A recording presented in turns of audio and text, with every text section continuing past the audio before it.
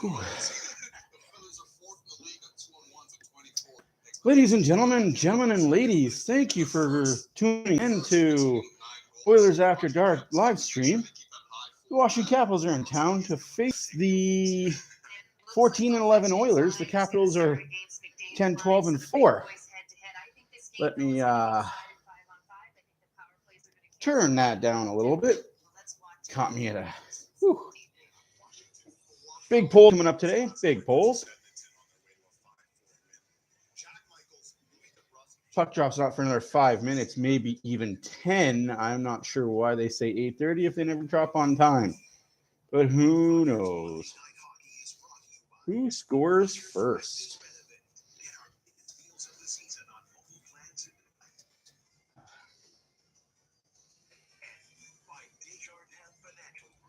It's been a fun weekend. Glad it's Monday. Glad the Oilers are playing.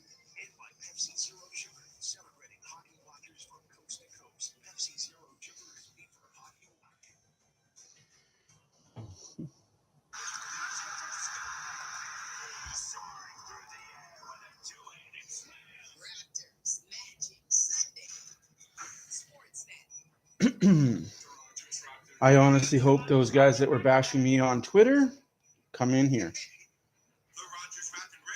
It would be amazing. I think they're too chicken shit to do it. And thank you for 100 followers on Facebook. Every single one of you followers on Facebook, appreciate you. Thank you very much.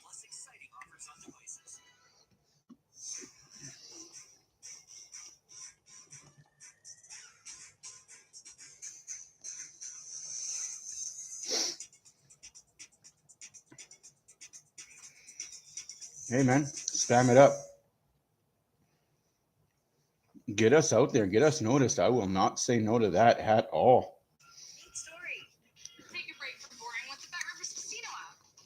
Featuring live dealer games like live dealer blackjack and lightning roulette, we bring the excitement to you.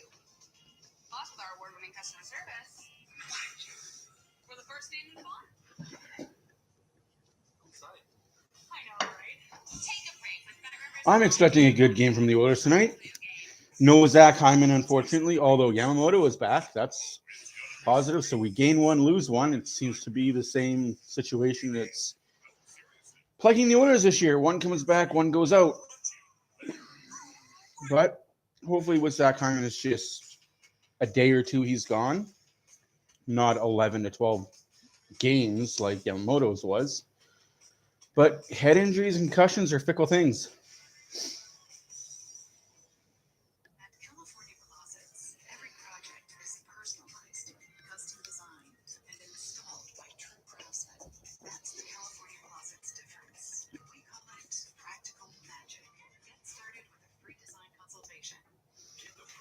Gifts for all the hockey fans on your list at NHLShop.ca. Shop the largest selection of NHL gear now and get today's holiday offer. Again. So for Darnell Nurse, the Edmonton Oilers, second. I don't know why they say half hours when it's puck drop is still 10, maybe even 5 minutes away now. Monday night hockey. Happy to be your host on a night where the Edmonton Oilers hope they can continue to be successful. And if they are, chances are these two guys will be leading the way, whether it's Leon setting up Connor, they've been smoking hot, or the other way around. If it's not 5-on-5, maybe it's the power play. Leon Draisaitl over 100 power play goals and double that and more.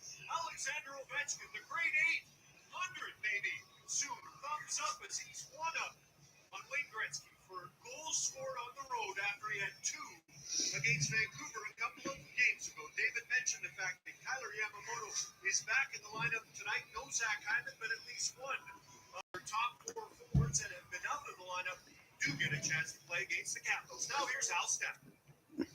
I really don't like these 6:30 games because that's supper time. Organization would like to take this moment to acknowledge the passing of 5-time Stanley Cup champion Chief Scout Barry Fraser.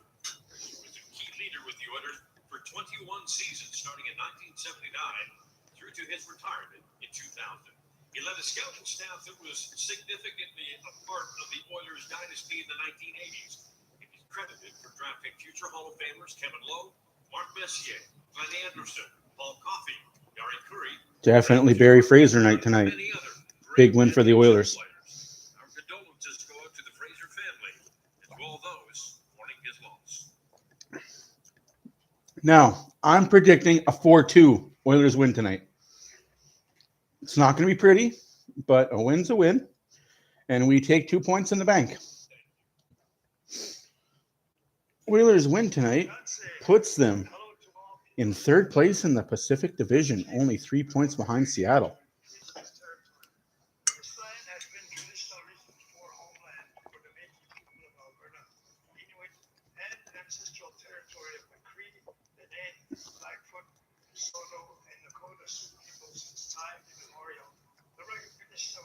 I don't want to see Ovi get a goal tonight. Hell, I'd be okay if Ovi only scores 30 goals this season, 30 goals next season, 30 goals the season after that, and then he retires short of the record. But knowing the way Ovi is, he's probably going to play until he breaks the record. He'll be 47, 48 years old and still be playing.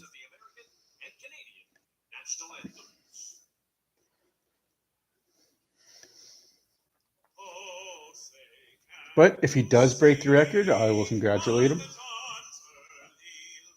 Yeah, I'm not. I don't dislike the guy. I'm just not a fan of him. I just feel like you got to be more than score goals.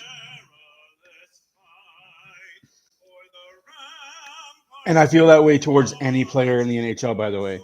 If you've got 100 points and 75 of those are goals and 25 of those are assists, you're not a good player. You're a goal scorer, but not a good player. And that's the way I was with everybody, even when I was growing up.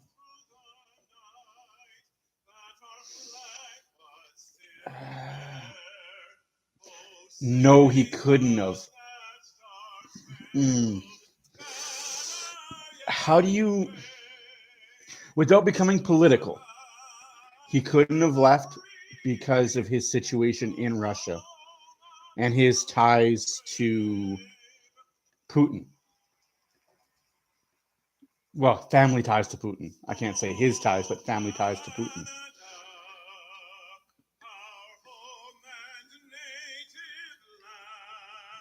Besides, he makes way more money with the Capitals than he ever could in the KHL. What? No. Good Lord. That saddens me.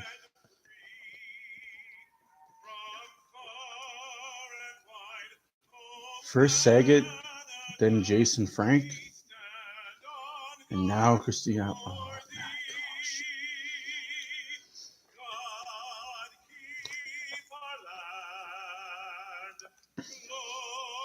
My childhood is just dying right now, man.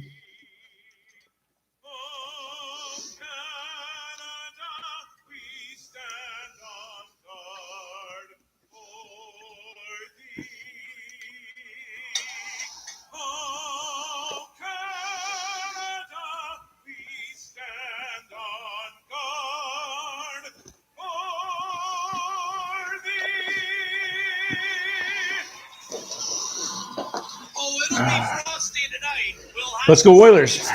Puck drop just around the corner.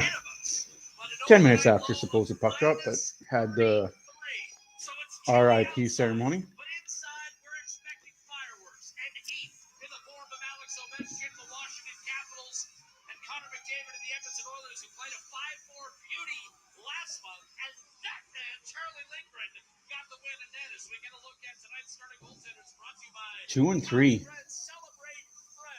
Oh, he's the goalie of record that beat us last game. We owe him one.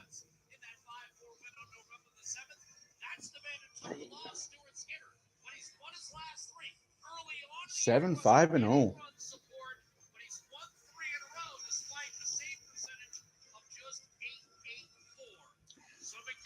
So his save percentage is 8.84.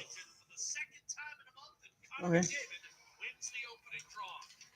Oilers win the faceoff, shoot it down into the Washington zone. Capitals have trouble clearing it out of the zone now. Kept in by Edmonton. McDavid to Draisaitl. Draisaitl loses the puck. Capitals now on the counterattack. I don't like that Puljujärvi's on the top line, but when you have nobody else, what kind of choice do you have? Yamamoto. There we go, Yammers. A little bit of body. He could have really wrecked him, but in today's NHL, you don't want to hit anybody, heaven forbid.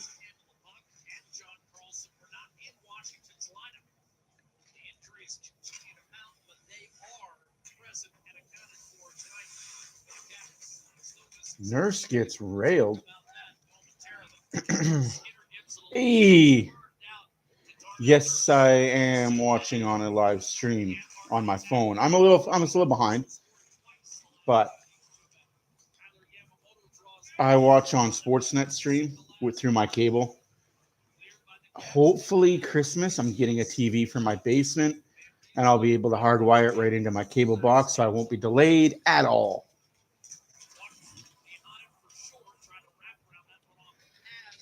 Braden's got y'all's covered with that information. I don't do any of that, so.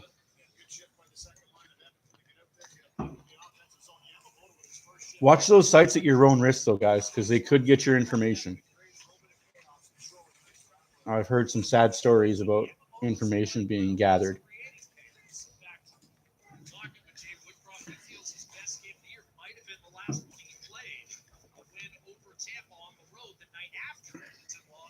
No, they don't. A lot of people don't have cable. It's because the streaming services, there's just kind of a law in the game. The streaming services claim to be cheaper, but that's a different story for a different time and a different day. Ooh, two Oilers collide there as Washington takes the puck up now, up to center ice, 2-on-3. Good defensive play there by Bouchard. Shot saved by Skinner and held on. With streaming services, they claim, hey, we stream your stuff so you don't need cable. $20 here, $20 there, $13 here, $10 here. That all adds up to about $100 a month for your streaming services when you could have got it for cable for about $80, $90 a month. So yeah, I spend about $120 a month for my internet and cable. It all pans out because I get everything I need on it. I can record it and pause it as I go. I don't have to wait for a day or 2 days after to watch. Only bad thing about cable is commercials. That's why I record things. Watch them late at night. Wife really loves that, tell you what. Oilers lose a faceoff. Shot on goal. Skinner with a big save. In the corner. Control. Puljujärvi. Draisaitl cannot control. Puljujärvi in his own zone. Gets a good hit from Ovechkin. Shot, save, rebound. Ovi's still hitting people. I guess that's one thing he does bring too is the body check, but he's huge. Shot, save, rebound into the corner. That's what I like to see. Rebound control. Better by Skinner tonight. Oh, jeez. McDavid behind the net. Nurse. CC battles and loses that battle. Shot, save, rebound. Oilers being hemmed in here. Not a good look right now. Definitely being hemmed.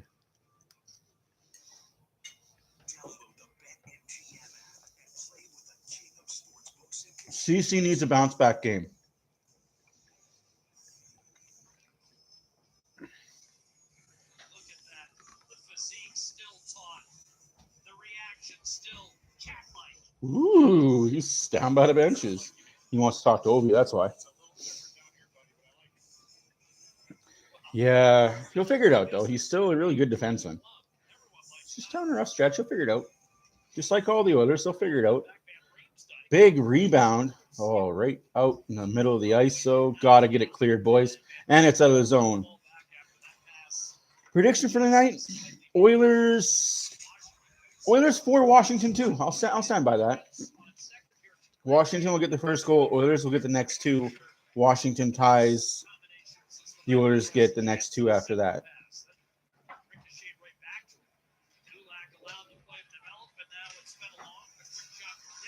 shot by somebody on the Oilers, which is good to see. Shots are good.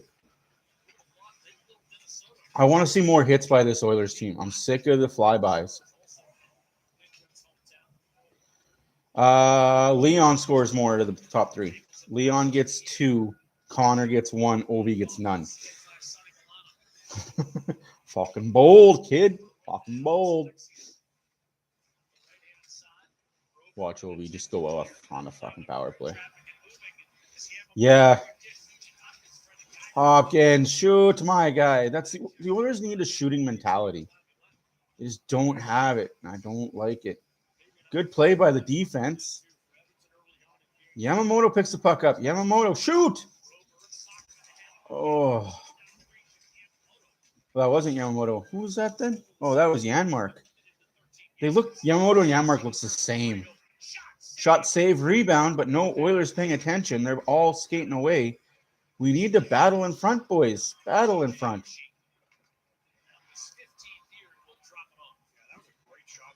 Derek Ryan is out there, highlighting my last post-game video. Guy stood out. You stand out, I'll notice you. Good defensive play there by 2-5. Good play by Nurse. CC catch up to it. Good battle there. Oilers are battling. Ryan keeps the puck away from the danger zone. Nurse. Good battle. Like, don't give up a quarter. No inches given. And now the cycle. And unfortunately, somebody lost assignment. Holding the stick, we won't call those. 56 for Washington. Oh, Derek Ryan, cheeky little play there. Oilers are yet again hemmed into their zone. 6-2 were the shots in favor of Washington. 14-10 left to play in the first period. Nothing is your score.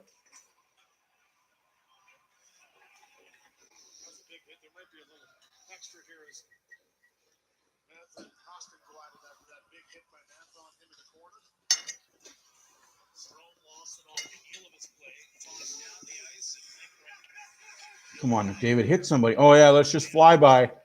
I swear to God, if that was Pugliarvi that did another fucking flyby, I swear to God. Oh, my God. I'm going to have to watch that after the game on my big TV so I can screen into that.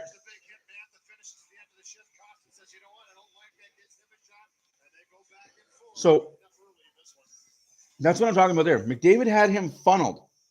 The defenseman was being trailed by McDavid, and Pugliarvi had every opportunity to wreck him. Just flew by, guys skated up the boards and out of the zone. Bodies on people. Like, it's not difficult. I swear it. It's honestly one of my biggest pet peeves that this team does. It's all flybys.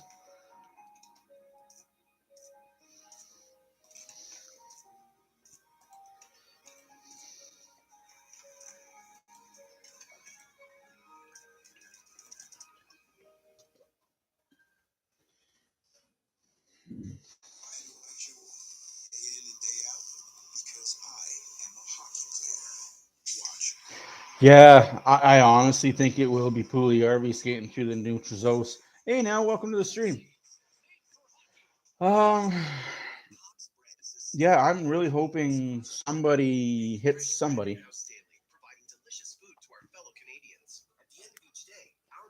Say what you will about Jacob Tubra.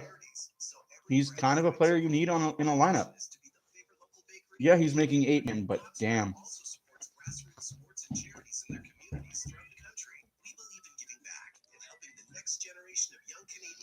Making 8 million, but he makes an impact. Hey, now, what a name. What a name.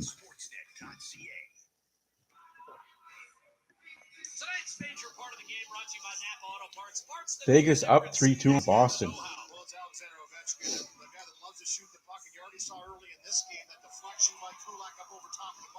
20-3, yep. Looking to chase down the record, Wayne Gretzky, 165 different goaltenders he has scored on in his career. And that places him third, if you can believe that, behind Yager and Marlowe. Definitely. Ovi knows how to throw hits, but that's why I don't think if he continues to throw hits, I think he's going to have a shortened career in the next 2 years because his body, eventually bodies wear down. Oilers taking a penalty, Darnell Nurse for interference. That's not what you want to see when Ovi's out there. Is a power play for them. So here comes Ovi. Oh, shambles, man. Shambles.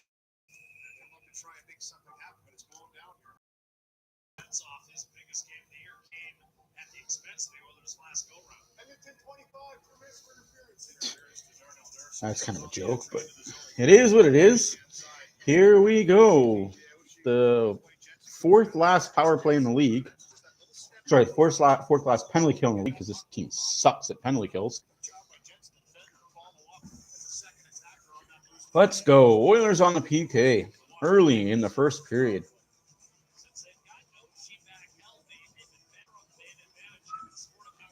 Just win the face-off and throw it down the ice. Win it and throw it down the ice. Oilers lose the face-off. Ovi gets the puck, of course. He gets the puck. Down low. Turn around. McDavid, turn around. Ovi's wide the fuck open. I don't like this. Ovi's just wide open. We do not care where Ovi is. Just save by Skinner. This team needs to pay attention. I'll be completely honest. If you put two guys on Ovi, I don't care who else scores for you on the Washington power play. Two guys on Ovi. At least one guy. Just shadow. QB spy, as we say in football terms. QB spy. And out the zone. Sure, why not? Save by Skinner. And out the zone. I like that. That's right. Just put a QB spy on him. And if he gets that shot off, he gets that shot off. But if you're on him, chances are they're not going to pass to him. Just shadow him. We used to do that in hockey all the time. Figure out who the best player on the line was and just have one guy shadow. Make the rest of the lineup beat us. Chances are they can't. Blocked. Oilers still hemmed in their own zone right now. 47 seconds. Shot, save, rebound, save, rebound. Skinner cannot control it. Still loose. Another shot and save. Jesus, these guys don't ever change either, eh? That's insane. Way wide. Thankfully, that missed. Well, yeah, he's getting peppered. Oh, Oilers are tired. This is not good. 11 seconds left on the power play. Shot, save. No control on the rebound, though.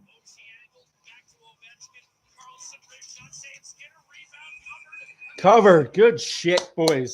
1 second left on the power play. 11 minutes left to play in the first period. Ovi out there for 2 minutes. So he won't be out there for a while. Let's take advantage of that, guys. That's their top five right there. With all their players they have, that's their top five players that were out there for 2 minutes. Got to take advantage of that.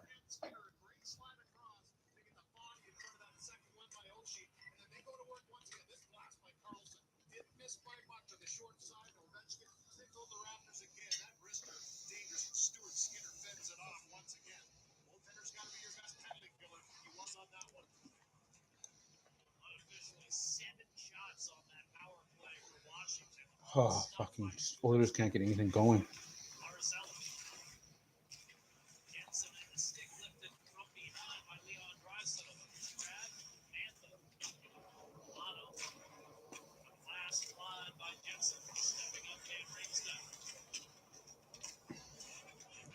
Draisaitl takes the puck up now. They can't. I don't know what this team needs. This team just needs to learn how to shoot. Bouchard to Draisaitl. Draisaitl to CC. CC to McDavid. Nobody wants to shoot on this fucking team. Bouchard, shoot!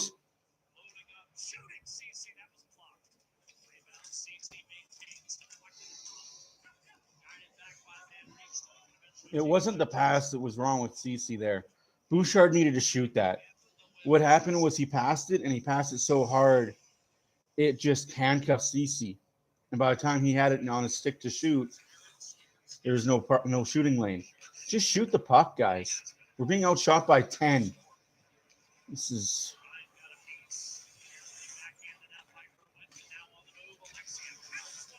Saved by Skinner.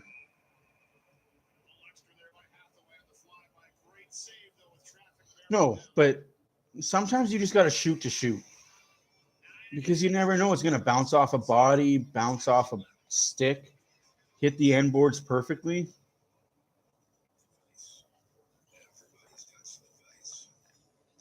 Yeah, that's becoming worrisome, though. Sticking your toe in. Yeah, exactly that.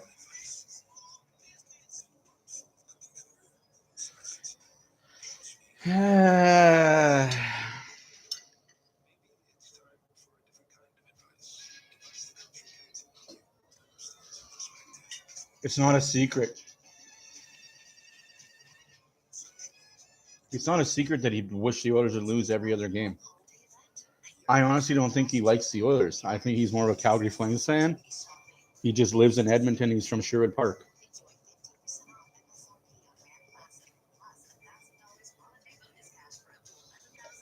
That's exactly that, Cody. If you don't shoot, you don't score.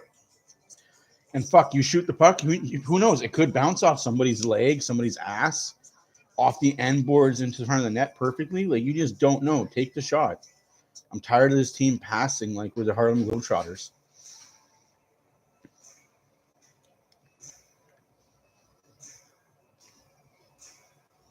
You can't pass a puck in the net.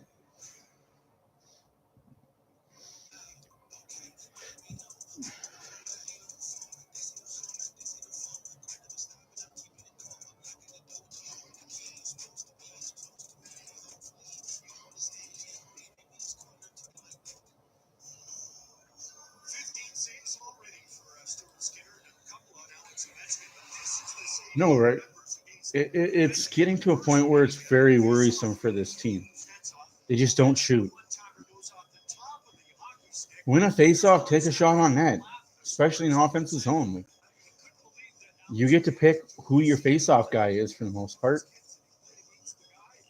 There's Ovi. And faceoff lost. Shot by Ovi. Big save by Skinner. Ooh.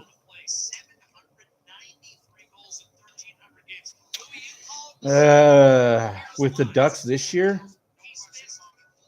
No. No, unfortunately, just because the Ducks are still going to want high-end draft picks. Ducks are going to look for the first. That's a hand pass. Thank you, ref. Oh, let me go double check that. Who do the Ducks have? I know they have Klingberg, but he's having such an awful year. I wouldn't want Klingberg this year, especially at his salary cap.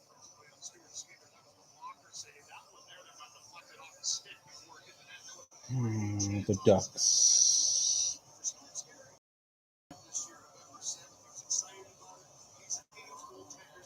Jesus, they still have that high of salary, even though.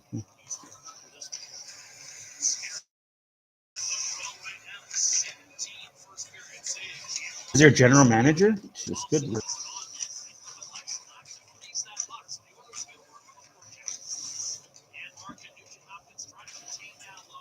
You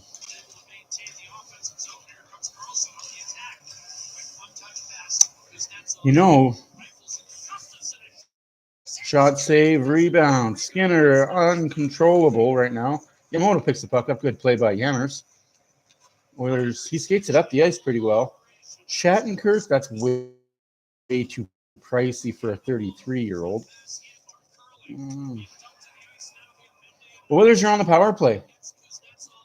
There we go. Nathan Beaulieu again, 30. Colton White, 25, is still on his 3-year deal. Benoit's still on his 3-year deal.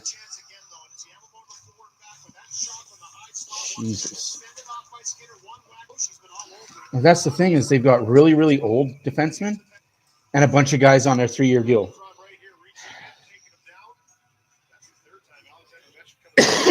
Yeah, that's the only thing with Flower. Would they trade Fowler, though? Because you trade Fowler, you're basically giving up for 4 years, not just this one. Klingberg is on the IR. Oh. And Oilers fuck up.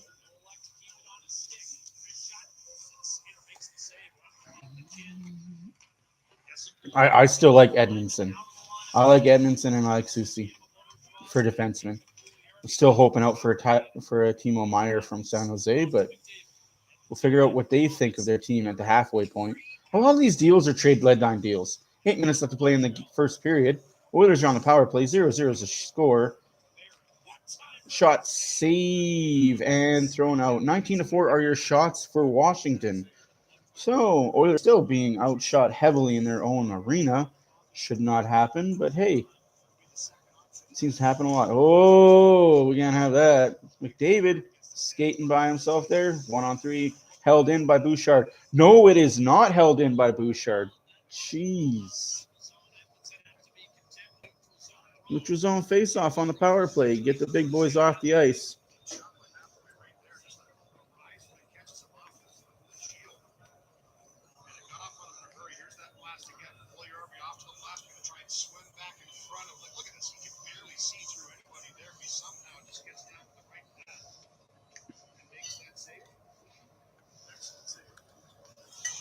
Oilers win the face-off. Draisaitl to McDavid. David. Oh, shoot the fucking puck. Shoot that fucking puck.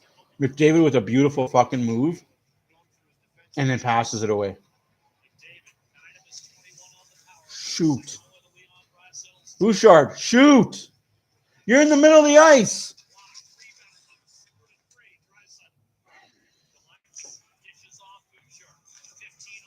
.15 seconds left on the power play. McDavid to Draisaitl again. That's not going through. Washington has really good defensive sticks. Draisaitl can't shoot. And that's it for the power play. 2 shots on the power play. Good job, boys. I disagree with that, but you say what you want to say. I disagree with that completely, but we all have our opinions. No, I'm just saying I disagree with that comment, but we all have our opinions, right or wrong. We all can't fit into square pegs or round holes. And that's icing. I agree Campbell could play better, but it's not like Skinner's lighting it up in goals against average lately either. But hey, we're winning. That's all that matters. Both goalies are finding ways to win. This defense, we could be a lot worse. Oosh. 6 minutes left to play. 19-5 are your shots for Washington.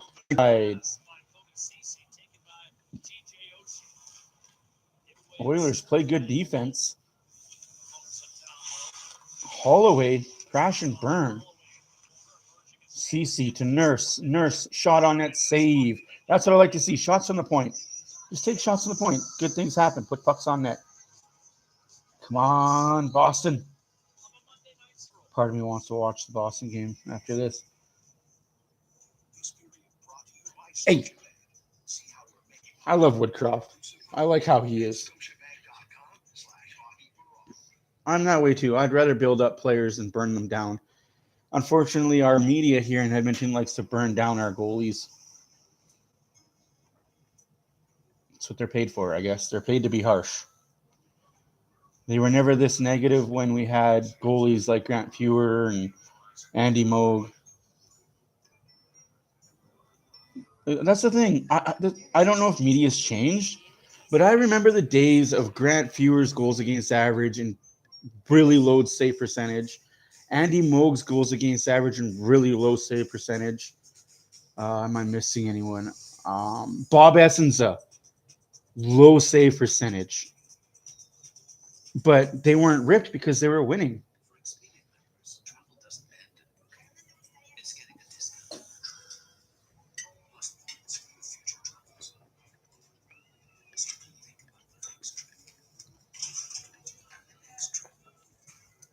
Probably because we had the power and forwards to score 10 goals a game, so our goalies could let in 20.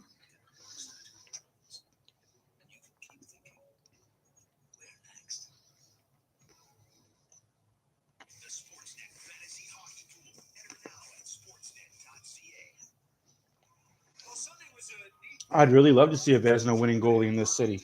leading the way for the Edmonton Oilers at Off the practice. post. Long after that optional skate and team meeting, there's Alexander Ovechkin just before 1 o'clock local time. Then at 4 o'clock, Connor Bedard and the Regina Pats in town to take on the Edmonton Oil Kings. He had 5 points. He's got 27 goals and 64 points on the season. And I think he may join these two guys one day soon as a number 1 overall pick. Unbelievable, eh, Jack? When you have Connor I sure hope he goes number 1 overall. praise on you with the way you shoot the puck, the way you I mean, everybody's killing the Oil Kings, though. The Oil Kings are so bad this year. It hurts to watch them some nights.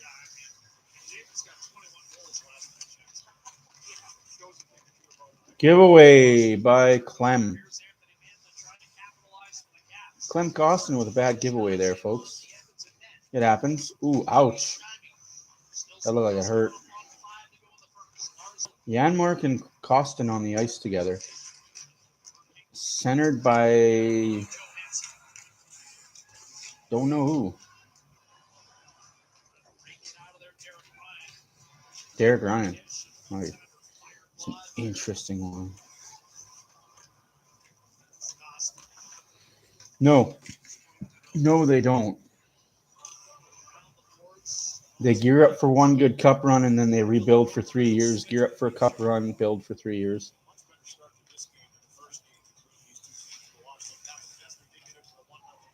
Oh, sloppy play by the Oilers. 4.5 minutes left to play in the first period. Draisaitl ships it into the zone. 20-7 are your shots for Washington. It's unacceptable that we don't have shots. This team needs to figure out the shooting mechanisms. Shot wide by Nurse, and nobody there to help the guy out. Pugliarvi to McDavid. McDavid drops to Draisaitl. Draisaitl can dangle in a phone book in a corner, but not towards the net.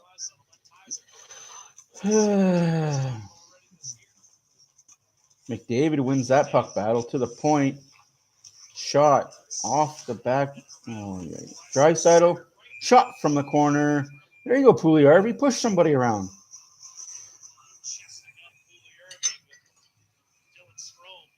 extra here with Ovechkin and Draisaitl as well.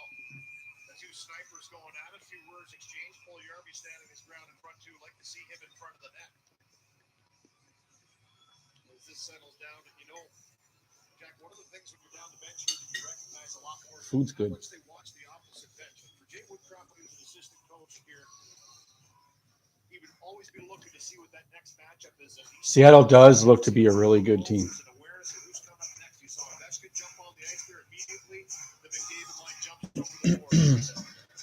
Is it hosted by Kelowna this year? The Memorial Cup?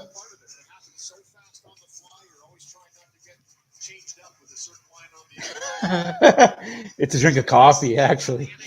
It's my 28-ounce mug, brought to you by Saskatchewan, the Rough Riders.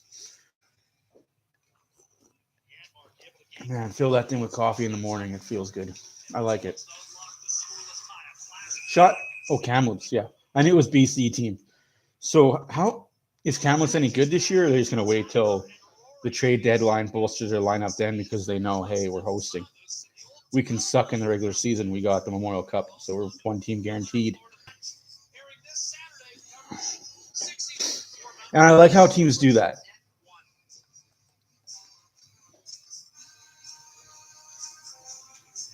Yeah, that's the thing. If you want Bedard on your team, you're going to have to give up your future for 10 years at the least, and it's not worth it. That's like trying to get a McDavid in the NHL. Backhand, just wide. Rebound. Holloway, I like it. And Barry misses the puck. We got to keep that in, though. 3 minutes left to play in the first period. 20-8 are your shots.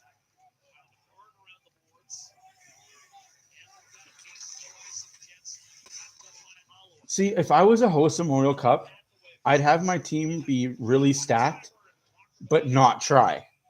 If you know what I'm getting at. Like, be a really stacked team going into the Memorial Cup, like at the trade deadline, trade for a bunch of overagers as much as you can, and have a really good team to win the Memorial Cup, but just have a mediocre regular season. Maybe make the playoffs, be out in the first round, or completely miss and be healthy and ready. Rest versus rust, right? It's two ways to look at it. I do that for my franchise. Yep. Absolutely. I concur with that. Do you think the host team would care if they would have cut Memorial Cup, though? You got that. The players have that on their resume going into the NHL. I won a Memorial Cup. How many people would say that?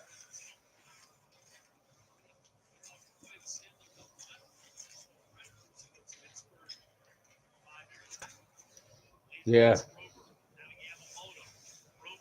Broberg shot, no shot, pass. Perfect shot opportunity there for Broberg. Yeah, I remember when the Oil Kings won their Memorial Cup. They ended up winning the WHL, so they didn't really get any rest. They did it the right way. Oh, shot save, rebound, save in the corner. Oilers wake the puck up. I mean, offensive zone times are really close for the shots being so wide margined. But that's because the Oilers are just nothing but pass. And it's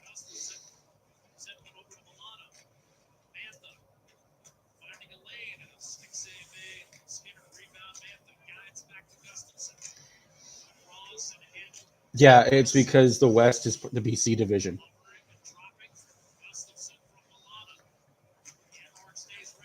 The BC division and the Tri-State division. Oh, what a play. Yamamoto. Keep going, young man. Good play there. Didn't get rewarded, but hell of a play. Shot by save by Skinner. Yeah, Saskatoon is going to be a scary team this year, especially in the playoffs. That team is good. That team is scary good. Saskatoon's my hometown team. Always love the Saskatoon Blades. I'm glad they brought back the Pac-Man logos. I hated that steel armor dude that they had for the decade there. Oh, that was a bad logo.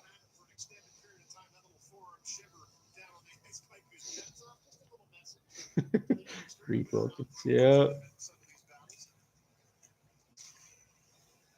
Good play there.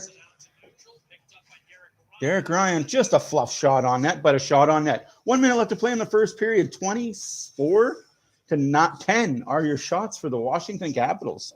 Let's go, Oilers. Let's pick it up. Wake the fun up.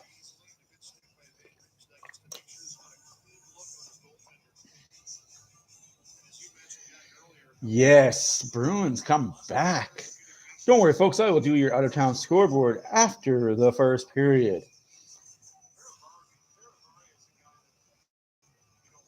Wait, oh, that's tomorrow. I thought Dallas and Toronto played tonight. They don't play till tomorrow. I'm bad on that if I told anybody otherwise.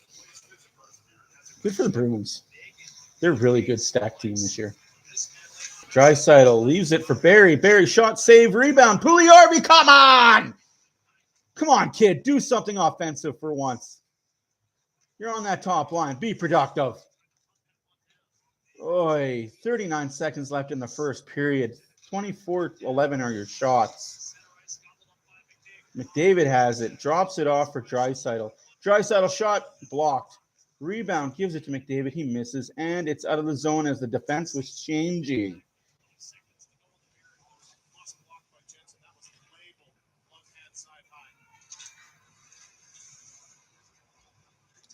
That's the thing with Mike Smith, man. The more shots you face, the better you are. And that's most goalies. Most goalies would rather play back-to-back. So here we come. 6 seconds left. And Draisaitl puts on the brakes. McDavid wide, shot, rebound. Boy, oy, oy. There's Derek Ryan in front of the net there. Like it. McDavid's got to hit that net, though, boys. Couple seconds left in the first period. Nothing going into the first intermission. Kind of a boring first. Few flashes of brilliance here and there, but overall, nothing going on. 24-11 are your shots after one. You're out of town scoreboard brought to you by Oilers After Dark and myself, Matt. Thank you for watching again. The Flyers are up 4-1 on Colorado. 5 minutes left to play in the third period. The Rangers are up 5-4 on the Blues. 10 minutes left to play in the third period. 13 minutes left in the third period. Vegas 3, Bruins 3. Nothing here in Edmonton. The Yotes and Flames just started 0-0. Canadians are in Vancouver tonight. That game starts at 10:30 Eastern, 8:30 Mountain.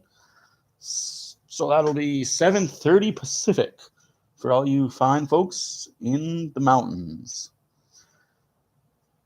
Jeez. Loaded lineup tomorrow as well, folks. That's 7:30. Crap.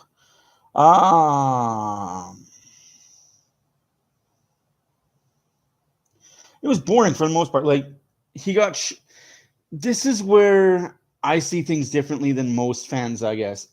People see shot total and like, holy crap, he must have got pelted. Must have been really high scoring chances. I'm going to say 5, maybe 6 of those were grade A chances of shots. The rest are from the point, from the wall, outside the circles, outside the hash mark. But that's the way, like, people just see shots. They don't see quality. And what I'm finding teams are doing is teams are taking quantity instead of quality shots.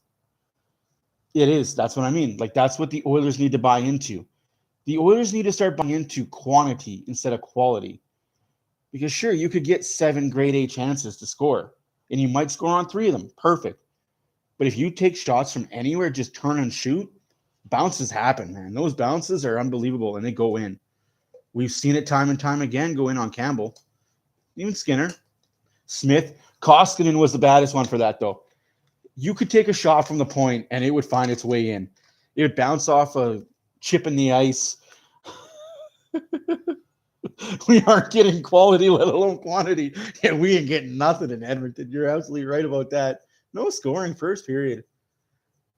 Oh. You are right about that, sir. Our next game is Wednesday against Arizona, and I will not be here. I have Christmas concert at the same time as so yeah, just a heads up. Wednesday there won't be a stream. I am MIA unless my wife is nice enough to not let me go. But I highly doubt that.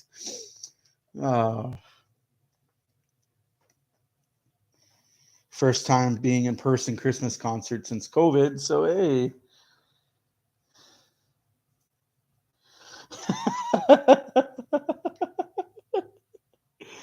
Hey, do some Bandicam stuff. I'm trying to work on stuff with other things so I could show more.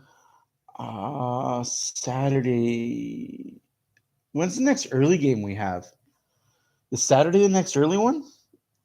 Or are we done playing early games for the rest of the season? That's a joke. We have a lot of early games still to play. I hate the NHL. These guys got jokes. Ooh, that's rough. Colorado's been on a little bit of a losing streak lately. Interesting. St. Louis not doing very well. Flames are being outshot right now, 5-1. Still no score with 10 minutes left to play in that game in the first period. Should be fun. Yes, Anaheim on the 17th at 2 p.m. I will be trying something new with that live stream. So if you guys want to pay attention to that, I'm going to try and put... Excuse me, sir. Yeah, I'm talking to you, dummy. My dog is thinking he's Superman back here.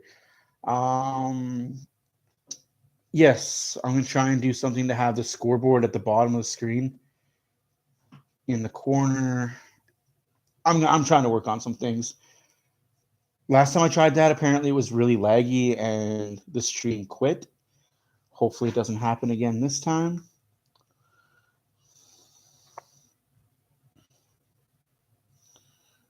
Ooh, jeez. I mean, they were pelting. They were taking shots from everywhere. Give credit to them, though. Like, the shots were there. If the Oilers are going to let you walk down Broadway and into the slot and let you take a shot, take those shots. Yeah. Oilers need to play better. Hopefully they come out in the second period and we put some points up. That would be grand.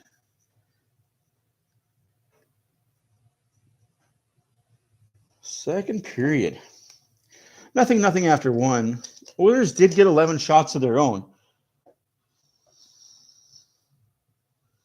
Yes.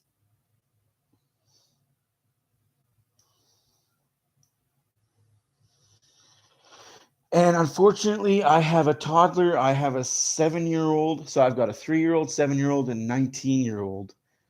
And a wife that likes me being around. So time. Yep, Skinner needs to be praised for that. That was a good period by Skinner. That definitely could have been a lot worse. Washington could have scored a few there. Absolutely. So Chris Russell is definitely missing in this lineup. I really don't understand why we haven't offered him a vet contract at $700K. Is it because he won't take it? I can't imagine he wouldn't take it. So with Chris Russell, this is where I say we trade away 3 players. We trade away 3 players and clean up cap space and get 1 player back. And we sign Chris Russell with the $700K. Yeah. You know what? That'd be great if he did what Mike Fisher did with Nashville. Because I honestly think he would help out immensely at playoff time. Like, I get he's tired, his body's sore. That's why Mike Smith failed his physical on purpose. He's tired and his body's sore. Wouldn't that be something, though? Mike Smith comes back for playoffs, leads the Oilers to a cup. Skinner Smith Oiler Cup. Jesus. Now that's just fantasy land. Let's not say that. Don't put that out in the world because you never want to wish bad things happen to people. But the Oilers are definitely missing a shot blocker. And I don't know. It's just there's something missing with this team that's badly needed. I don't want to speculate, but I'm assuming it's shot blocking. We don't block shots very well. We flamingo shots very well, though. We're good at the kneel down flamingos. Oh. The flamingos.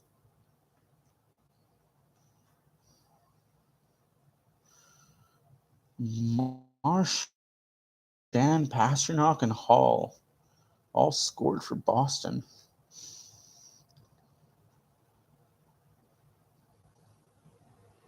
Whoa. Wait a goddamn minute. Vegas was up 3-0. They were up 3-0 on Boston, and Boston came back. Jesus. Talk about the yips. I don't watch the intermission, so what up? Anson Carter Magneto reference? Cool. Good on Carter. Always loved that guy as an Oiler. Him and Georges Larac were probably unsung heroes on that Oilers team in the early 2000s. The late 90s, early 2000s. Both those players did so much for this team that goes unrecognized.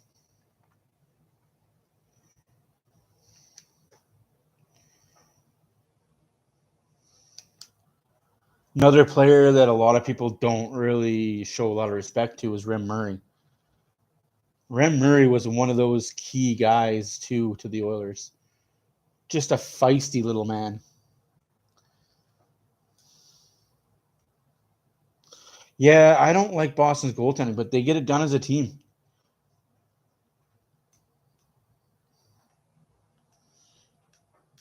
They're not going to re-sign him. I think there's problems in the locker room. I honestly believe that wholeheartedly. There's something wrong in that Vancouver locker room. And it's just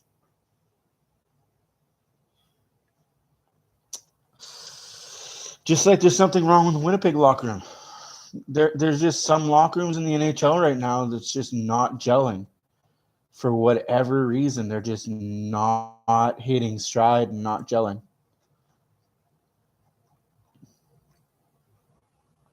Of course, that's just me on the outside looking in to a lot of them. But just seeing what I see on the ice, I'm seeing a lot of bad chemistry.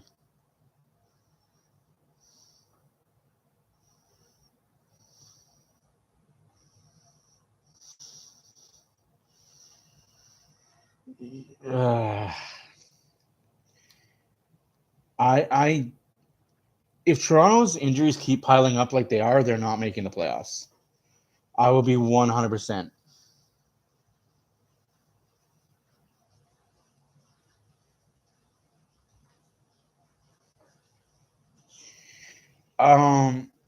See, that's where I think completely different than everyone else. You think that going through the East is harder than going through the West? Interesting that you say that.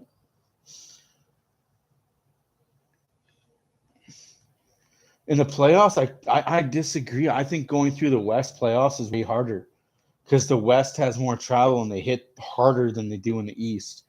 The East has the skillful players, the players that could dangle you and score goals at any given time. The West have those slog you in the face type teams that just beat you up. And that's why I think the East has won the Cup so many times in the last decade, is because by the time that team leaves the Western Conference to go play in the East, they're so beat up. It's just, let's manage. Let's just hope we get through a 7-game series. Last year was kind of different because Colorado had an easy route. They played a Nashville team that had no goaltending, no structure, no nothing. Then they played a St. Louis team that had no goaltending, no structure, no toughness, no nothing. And they played an Oilers team that had hurt bodies throughout the entire lineup, that most of their top 6 were playing at 50% or less. And they had a goaltender that was kind of shaky at best. So last year was one of those one-off years for the West teams where it wasn't that difficult. But other than that, years past, the West is definitely more difficult.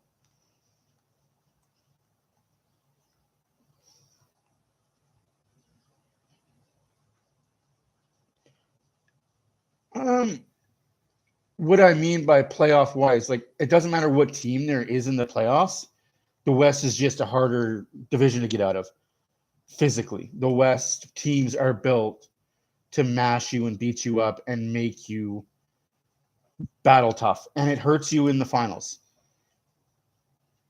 It's almost like some people are saying, like, I was talking to one of my friends today, and he said, why not in the playoffs the West teams just play the East type of hockey? The dump and change, the finesse, the poke check, and just let it be. Like, rely on good defense and good goaltending to get you to the finals. See, that's where, because you see all the standings and all the good teams. What you don't see is all the bad teams in the East. For as many Bostons, Tampa, Torontos there are, there's Montreal, Ottawa's, Islanders, Rangers, like sucky teams.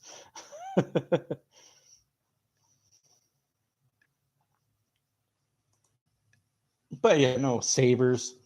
Oh, I can't wait for this to be really good. Once these mediocre to bottom feeding teams get good, the East will be way more competitive. But when you have Ottawa, Buffalo, Montreal, Columbus, Philadelphia, And this year, Detroit's good. But for the last decade, Detroit's been bad. How about the Blues and the Rangers? We talked about Jordan Binnington. Just make saves. Not on this one. No, you're right. Winning doesn't. No, but you're right. Winning doesn't win games. But you know what winning does do? I mean, hitting. You know what hitting does do? Hitting beats up the other team. So as that other team that's been beat up goes rounds, their bodies feel it. I'd much rather not get hit. I played hockey for a long time, and when I got hit, I didn't like it. I didn't like to be hit. So after you take 4 or 5 hits in the corner, like I was a left wing, and then I turned into a center because I wanted to stay away from the corners as much as possible. Because when I was a winger, man, I took so many hits, it hurt. So I became a centerman, learned how to take face-offs and stayed away from corners. I'd much rather stand in front of the net, take a punishment there, than get drilled in a corner or along the boards, because boards are really unforgiving. Jesus.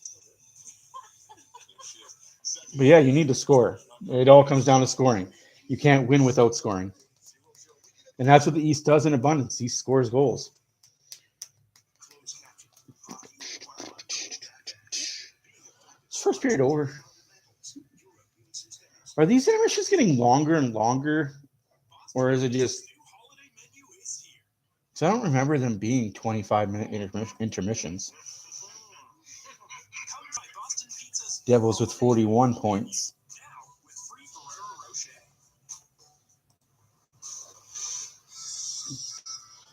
But I'm sorry, but case in point is this. Devils have 41 points. Boston has 40. Toronto has 36. Carolina 33. Islanders 32. Tampa 31. Pittsburgh 30. Florida 29. And then it drops off. 25, 24, 23, 21, 18. Whereas in the West, it's 37, 33, 33, 31, 30, 28, 28, 27, 26, 25, 23, 22, 20. And then it drops off 18, 18, and Anaheim 15. But for the most part, the West is better, I think.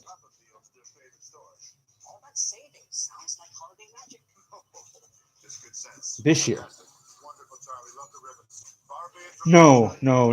They're a nice story. They are a nice story this year. I like the story of New Jersey. Is it sustainable after Christmas, after the New Year's? They write their own history. Oh. Washington's on the outside looking in right now. Florida's on the outside looking in right now. Like, there's teams on the outside looking in. Rangers, Montreal. But that's the same in the West, too, right? There's teams on the outside looking in. Nashville, Calgary, St. Louis. St. Louis has been bad this year, though, except for that stretch they had.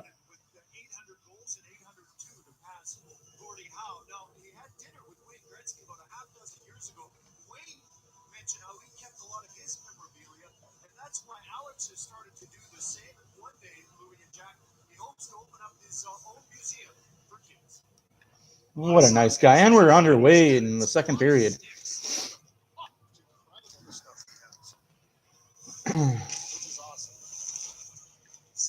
Oilers lose the face-off. Puck is deep in the Oilers zone.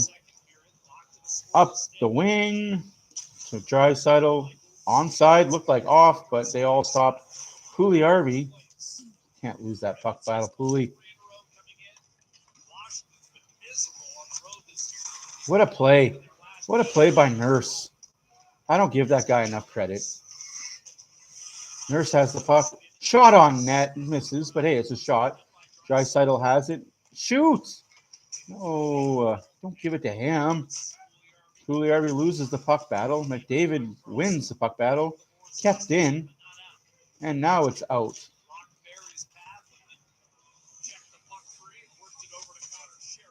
Washington jumps and chips and changes. Barry off the wall. Bouncing puck. Misplayed by Hawkins. Big recovery by Hawkins and Yamamoto.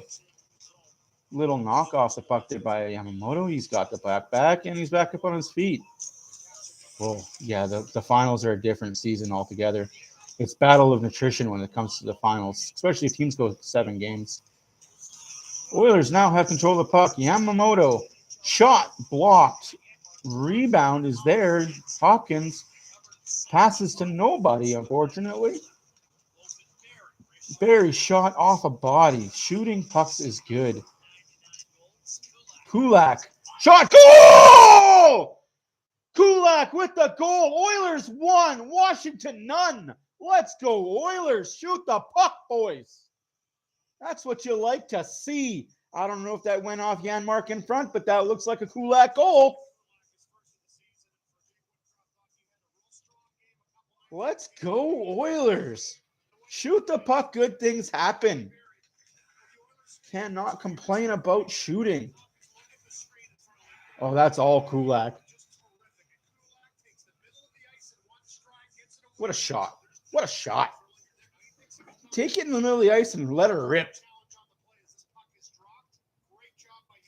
Challenge on the play? No fucking way was that a challengeable play. He was outside the crease. All right, Oilers 1, Washington nothing. 18 minutes left in the first period. Let's go, Oilers. Way to shoot that puck, Kulak, baby. Oilers now buzzing. Assists go to Hawkins, his 16th of the season. And that's it. What a play. What a play, boys. Let's keep this energy up.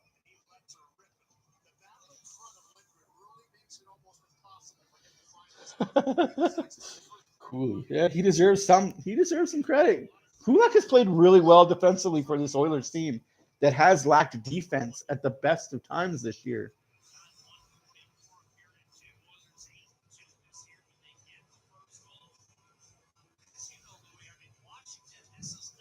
You know what's scary? That's a Kulak goal, and McDavid and Draisaitl were not on the ice. I think that's the first time in 3 games that those two have not been on the ice for an Oilers goal. Don't quote me on that, but I believe that's the first time in like 3 or 4 games that they were not at least on the ice for it.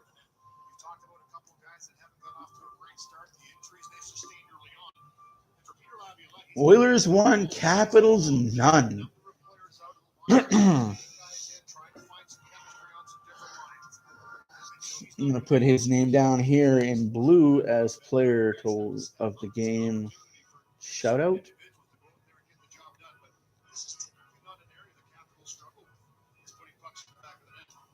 I like to pick 3 players a game to shout out their performances. If it's been a bad game, nobody gets shutouts, but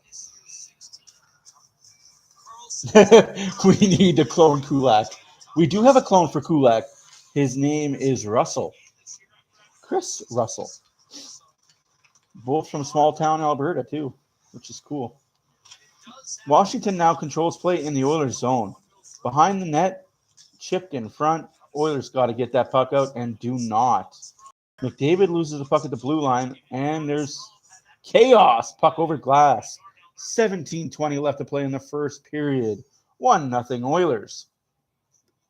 Oilers still being heavily outshot.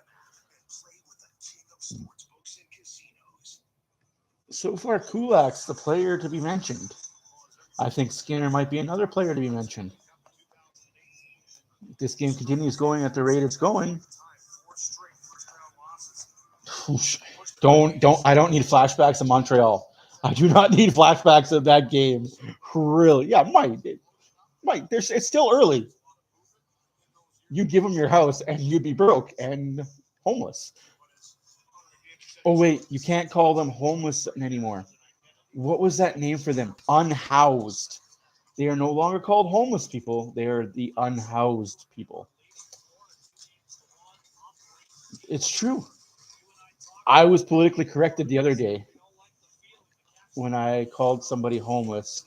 I was reminded that they're no longer called homeless. They are called the unhoused.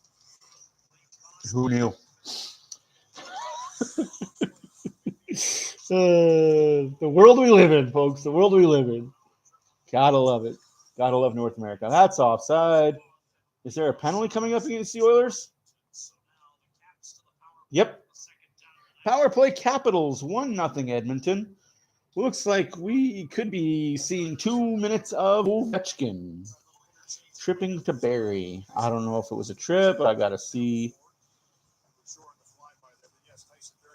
Really? That looked pretty weak to me there, official. Cardinal official. That looked weak as fuck. All right.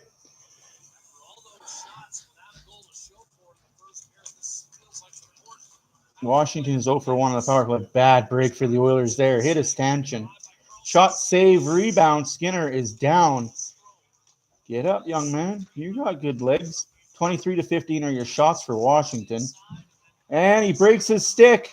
It's a race. Janmark with McDavid. Oh, so unfortunate. Ovechkin didn't get a piece. It was just a bad pass. Frick off, Jack Michaels. You Ovechkin lover. I want to see a replay on that. I don't think Ovechkin got a piece. I don't know. I want to see a replay on that. I think it was just a pass that was a little behind. If it was just in front of him a little bit, I think that's a goal. Like I said, I'm watching on like a. No, he's not a beauty. Shush your mouth. I'm watching on a very tiny screen. Like it's maybe 7 inches. Don't look down and quote me on that. Like I said, I need to fix my situation down here. If he got a piece of that, I will sell my left nut. But I don't think he got a piece of it. Oh, what a giveaway. Let's go Yamamoto. Or is that Derek Ryan? That's Derek Ryan. Shot, save, rebound. Out front to nobody. That's a trip, but we can't call that. Interessante. Oh, no. That's a bad play there by 2-5. Ooh, Ovechkin has the puck. 14 seconds left in the Oilers penalty. What happened between now and Saturday? Did we learn how to PK? 7 seconds left on the power play. 14 and a half left in the second period. 24-16 are your shots.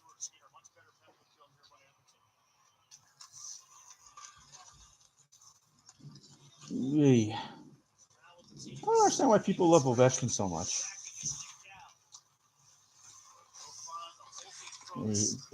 Definitely, they were something. Bad giveaway by Pugliarvi, though. Come on, kid. Head out your ass. Let's make better plays. McDavid. Burly McDavid. Pugliarvi.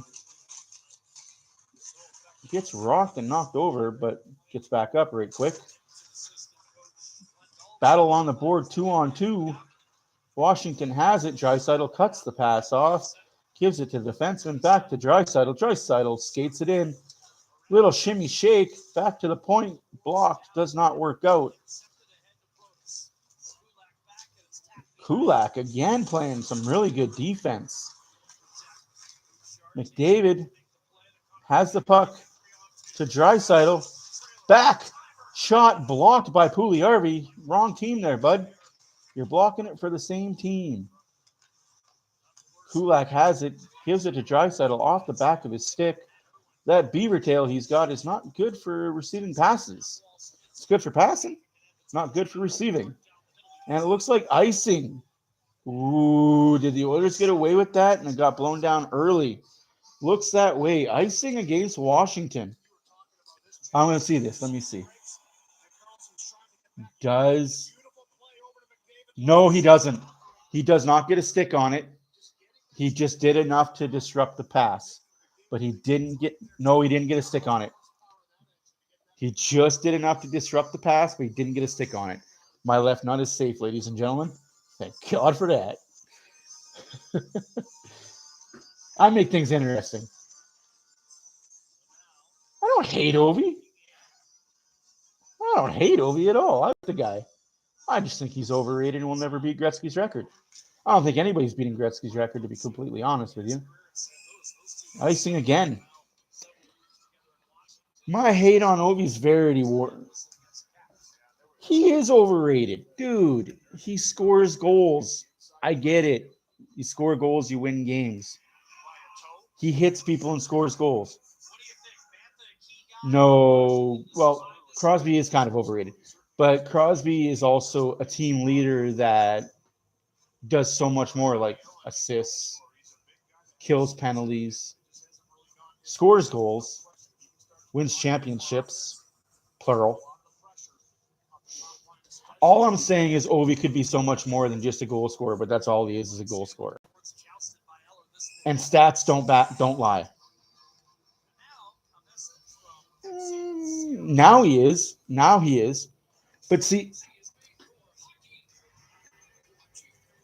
that's where you got to tone that down a little bit. Now he is a better two-way player. But for 10 years, maybe even 11, he wasn't. He was a goal scorer.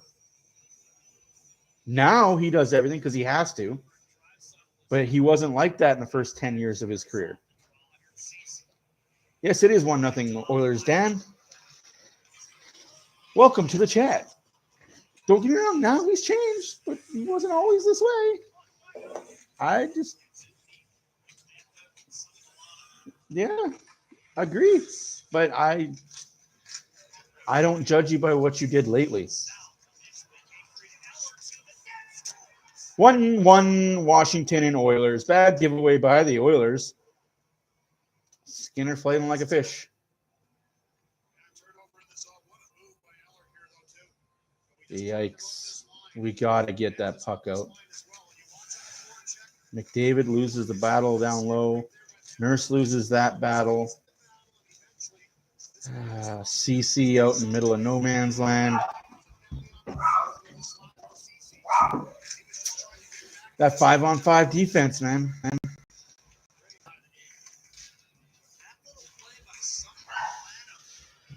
We have a tie game now.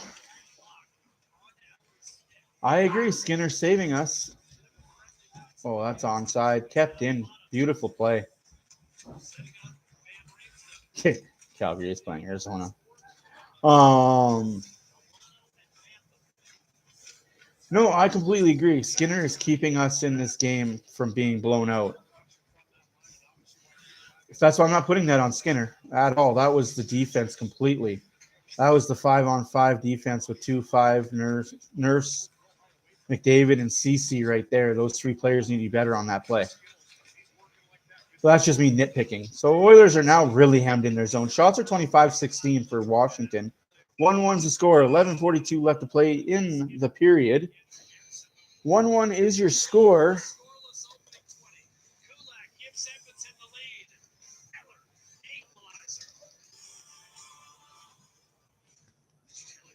Oh, Oilers need to get that mojo and something back. They got to figure out how to play five-man defense.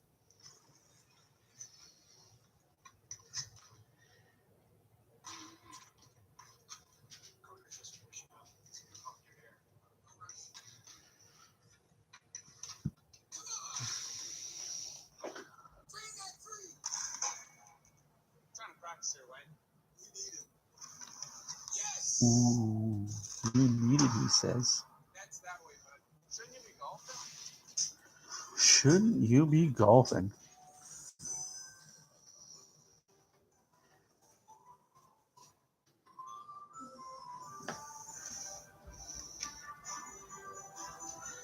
Nathan McKinnon leaves the Avalanche game with an injury. Oh, no.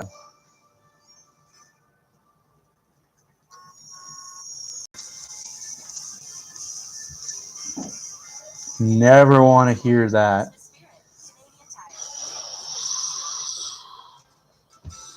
Yikes. Never want to hear star players leave games with injuries, but it's been happening way too much.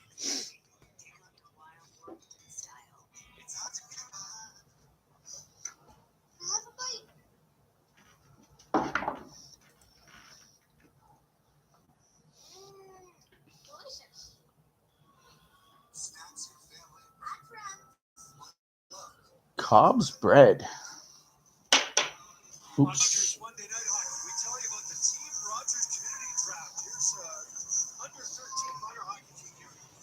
Edmonton that are here year as a result of a new program put on by Rogers. Anyone can get drafted, more access to the game. They get free tickets for $150 towards their hockey fees. Go to Rogers.com/get-drafted. And they also get some mentorship from players like Connor McDavid and Darnell. So anyone can get drafted. So you're saying you still got a chance.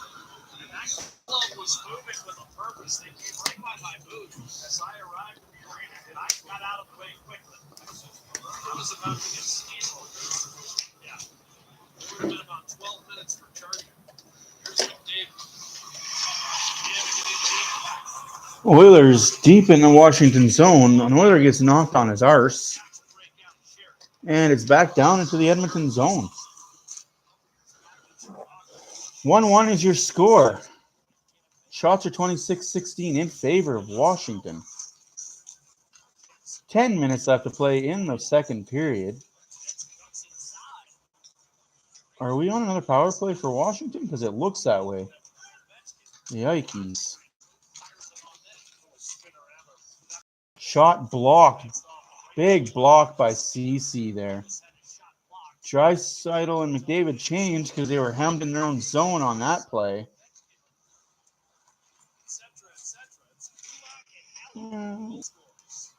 Yeah, you can't count. Eichel is one of those players, even if he has the most amazing career. He can have the best year of his career, and I still couldn't like the kid. Just the vibe he gives is just arrogant and stupid. Shoot the puck! You are not going to pass it into the net. Ask away, man. I don't care. Ask your question. I will answer it truthfully. Or I'll get in trouble. Either way.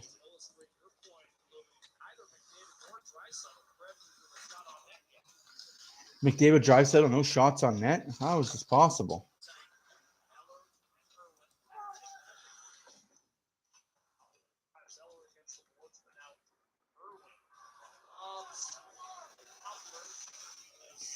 Washington has control of the play again, deep in the Oilers zone. We're just playing ring around the rosy.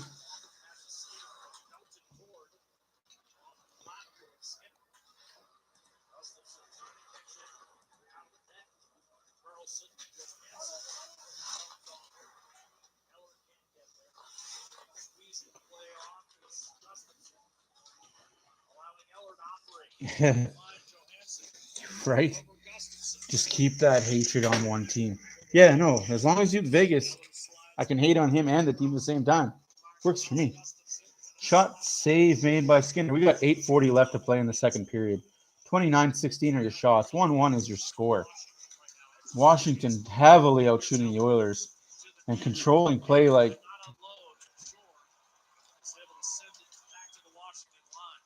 it's no space. It's all one word, Wonderland. All one word. Disney's Wonderland. Wonderland is one word. Disney is one word. Space in between the two. Wednesday night, Scotiabank Wednesday night hockey with Minnesota and Calgary.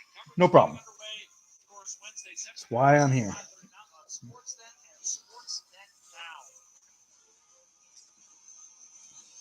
Now, if you're going to Wonderland, where's my ticket? Why am I not invited? Not a joke. I don't need to go to that place. It's expensive.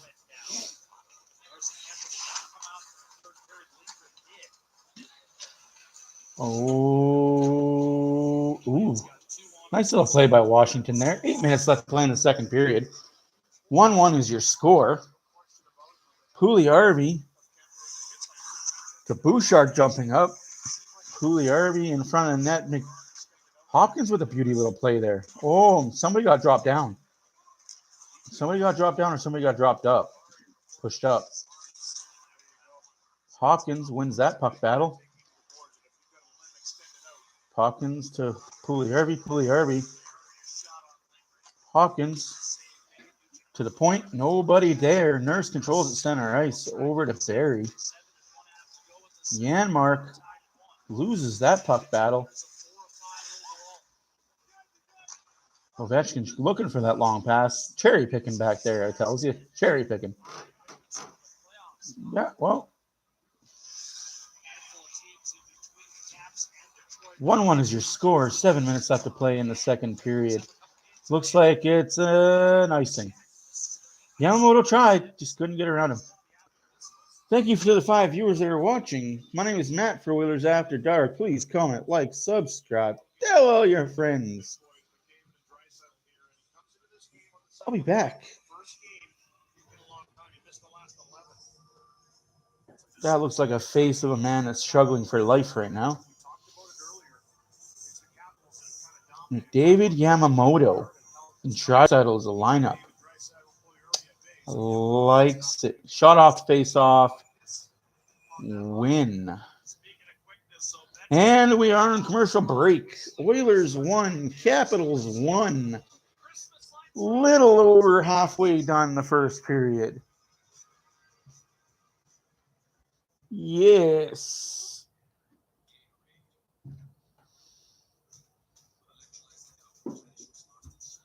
Absolutely. Thank you for the 100 followers on Facebook. That's huge. Huge, I tells you.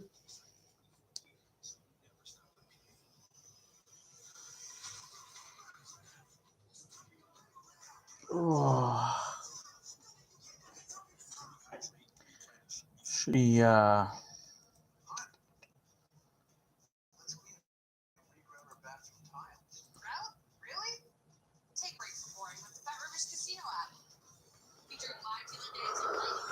man, they are really pushing this gambling stuff down a lot of people's throats.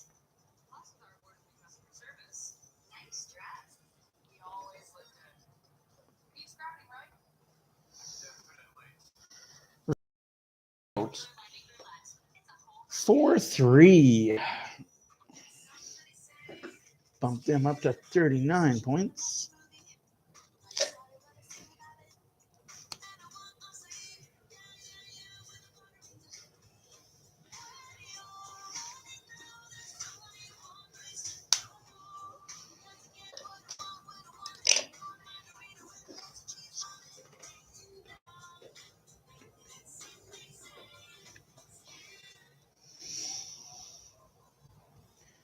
Again, for those of you that's joining us, I will not be available Wednesday night. I am at a Christmas concert.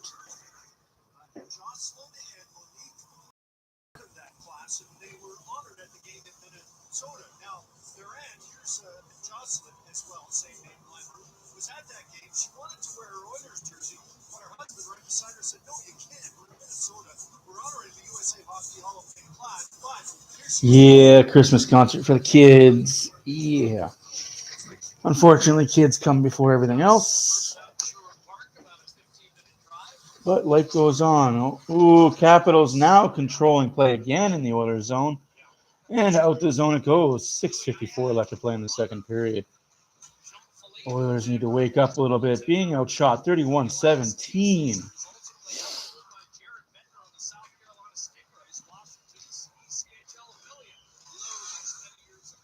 Derek Ryan controlling the boards. Shot. Rebound. Trip? No. Devin Shore tripped. Yeah, they lost in the skills competition. I hate the shootouts so much. Just play 10 minutes of 3-on-3 overtime. If nothing's settled, both teams get a point.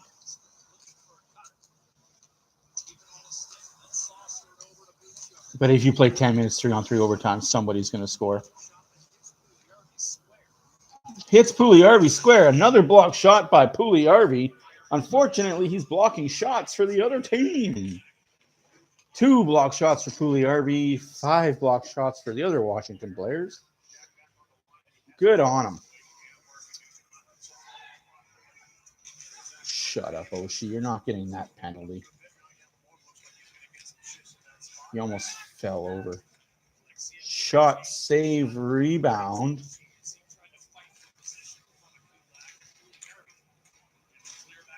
Hopkins loses that puck battle.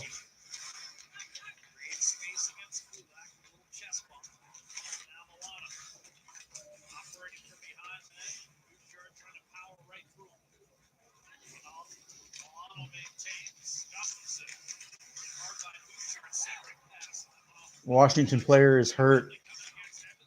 Penalty coming against Edmonton for what? Hitting too hard? Good God. Washington on the power play yet again. Let's go 0 for 3. I will agree to disagree with that. Oh, for fuck's sake. Wow. 1-1 is your score. I don't even want to get into. I don't think that's true. I think this defense is playing better enough.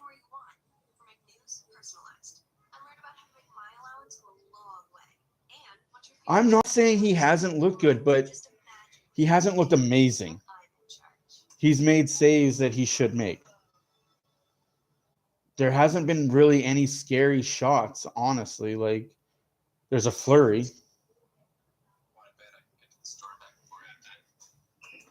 A lot of the shots have been out at the point from the corners. Disagree. Like, all right. Again, I'm not going to say one goalie's better than the other. I'm not getting into that debate. Hear it enough on Oilers media. I just think we need to give more love to Campbell that he's not receiving.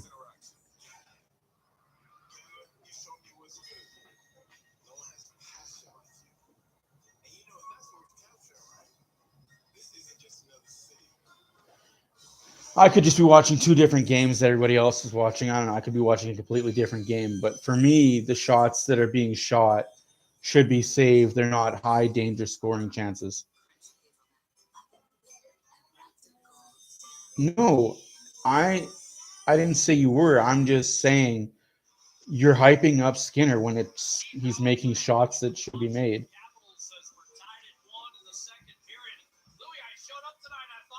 I honestly think Skinner's making saves he should make. All the shots are not dangerous. They're not easy by any means, but they're not dangerous. I want any goalie in the NHL to make these saves. I'm glad he's making them. Let's go, Oilers, on the PK again. Bouchard, 2 minutes for cross-checking, although it looked more like a push, but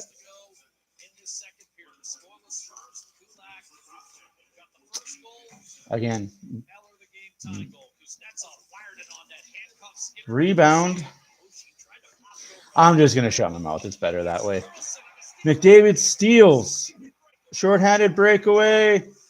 Goal, McDavid! Let's go. 2-1 Oilers. McDavid on the PK. Scores short-handed. Let's go.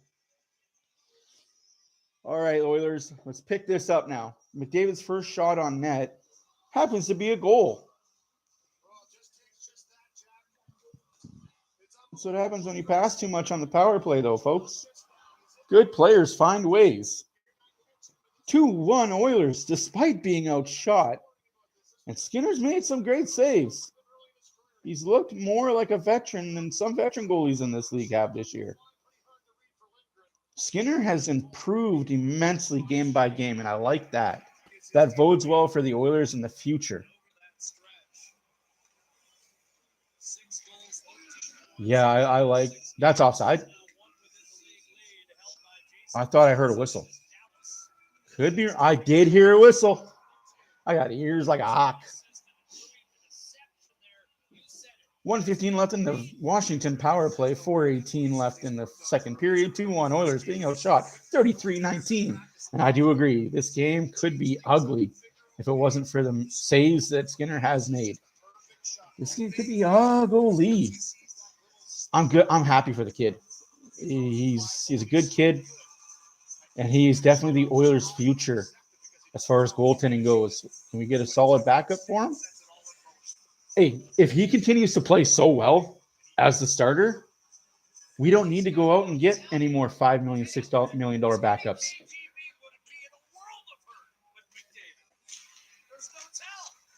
Yeah. Like, I'm looking future-wise now. Like, Caps power play, Ovechkin with a shot, Skinner with a save. I'm going to be the devil's advocate. Let's say Skinner plays amazing for the rest of the year. We could essentially trade Campbell in the offseason and go out and get a $1 million backup.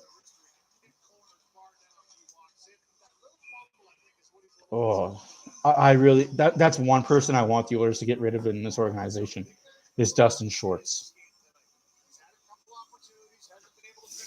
Like, we need to get rid of this goaltending coach. Bring in Bill Ranford. I've always said Bill Ranford would be a great goaltending coach in Edmonton, but he's a goaltending coach for LA. No, I know that, but just devil's advocate, if Skinner takes over the starters net, we can't afford to pay a $5 million backup. Back save, rebound save on the goal line, cleared out. Good defense there by the Oilers. Didn't think I'd ever hear that today. They're actually playing some good defense in the second period. This second period is a tale of two teams. What the Oilers could do and what the Oilers should do. And just like that, the Washington Capitals control. Kuznetsov is on the ice with Ovechkin and Oshie. This line doesn't change the whole 2 minutes, even though they've given up a power play goal. Janmark playing good PK. Oh, not now. Let him walk out in front. Goal. That was just bad PK by Janmark. Welcome, Bruce. No. I don't think that. Do I think McDavid now is better than Gretzky was in his prime? No.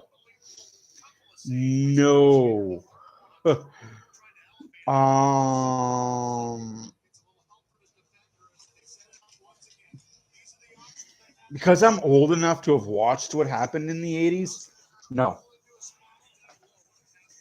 I will tell you right now, if McDavid played in the 80s, he'd get hurt. No, McDavid couldn't play in the 80s. I will tell you right now, the players that play now couldn't play in the 80s.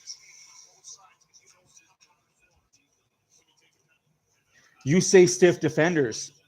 I say the exact opposite. Those stiff defenders could two-hand whack you in the shins and in your chest and not get a penalty. Those guys could water ski you from one end of the ice to the other and not get a penalty. They could interfere with you and hit you and not get a penalty. Like, that's why I say these players nowadays couldn't play the way the 80s was called. Come on, Oilers. Let's get the goal back here. Tied at 2. 2:23 left in the second period.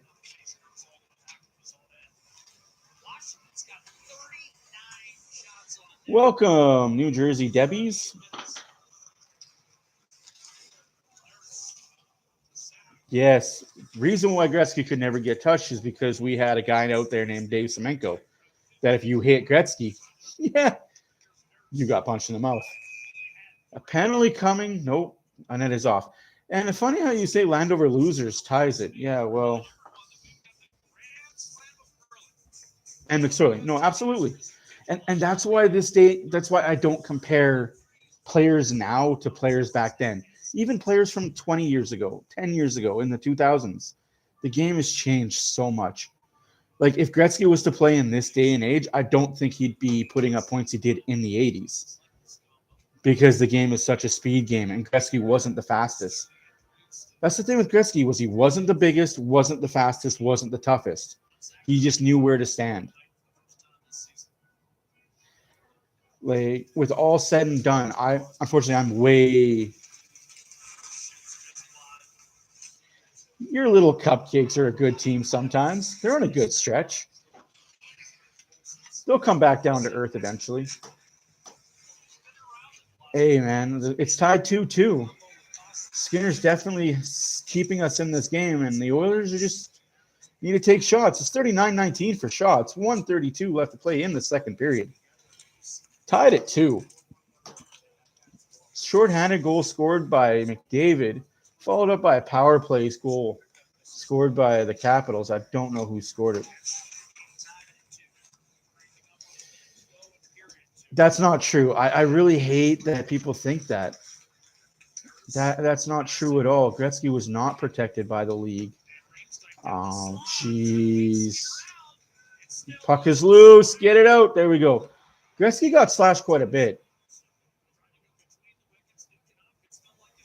What the problem was with Gretzky was you couldn't touch him. Because Jesus. 2 defensemen looking in the sky instead of where the puck is. 41 seconds left. Icing. You could slash Gretzky. You could hit Gretzky. But you also knew that if you did, you had Messier. He's definitely playing really good. CC and Nurse again on the P. Well, I don't like this pairing. But you have to remember, too, if you hit Gretzky, you had to deal with big name guys beating you up. You couldn't hit Messier because he had a stick around your throat. Yeah, I'm just that old. You could hit anybody back then, but you just had to deal with bodyguards that no other team had. Messier was great. Messier, Anderson, and Curry are probably the three most underrated Oilers from that era.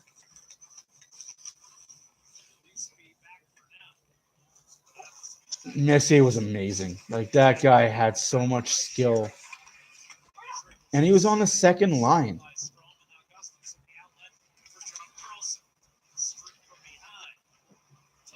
Yeah, no, that's definitely the case. Mary Nugent Hopkins crying? No, not at all. 2-2 after 2, 41 shots for Washington. Wait. No, he's a fan of the New Jersey Debbies. He's a fan of New Jersey.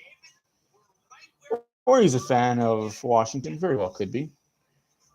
TJ Oshie with the power play goal. And this is where I mute the intermission because I don't care to watch it. I don't feel like listening to politics. Again, Oilers were a special team.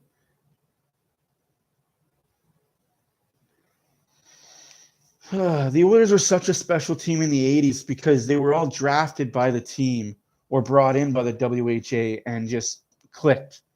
They were all about the same age and they all just clicked.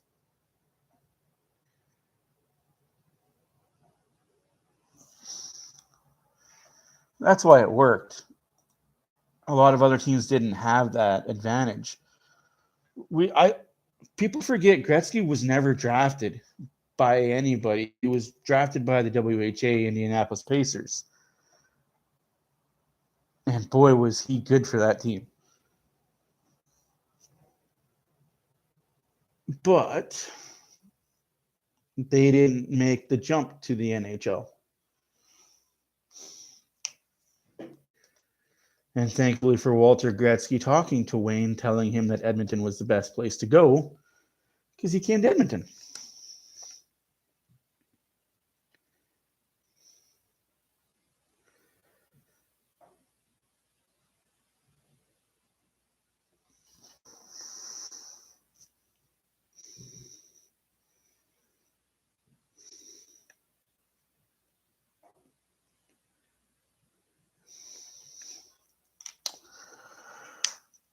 Imagine if Gretzky would have went to Toronto like he wanted to.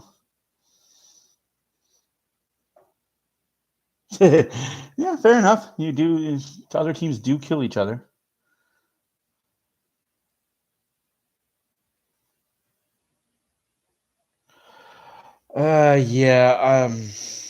Again, Gretzky was chasing that one cup without the Oilers, and it just didn't come to fruition.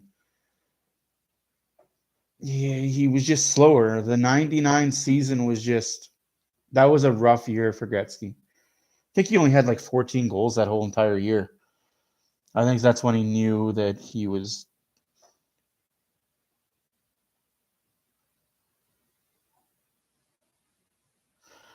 All those players from the old 80s Oilers are definitely in the Hall of Fame. All deservedly so, too. Like, that team was the dynasty team for a reason. All NHL team for a reason. Like, that team was just built amazingly.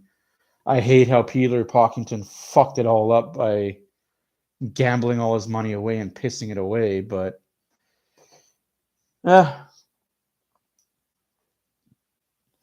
way I see it, without Gretzky being traded or sold to LA, there'd be no hockey in the States outside of your major four in the East Coast. Maybe Minnesota. maybe Chicago, but other than that, there'd be no Nashvilles, no Carolinas, no Seattles, no Arizonas, no Dallas, no Florida. There'd be Pittsburgh, Philadelphia, but other than that, hey, what's up?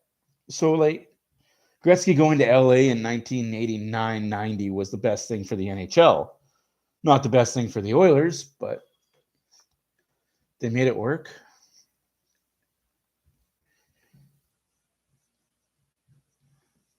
That was definitely a sale player if anybody's ever heard of one.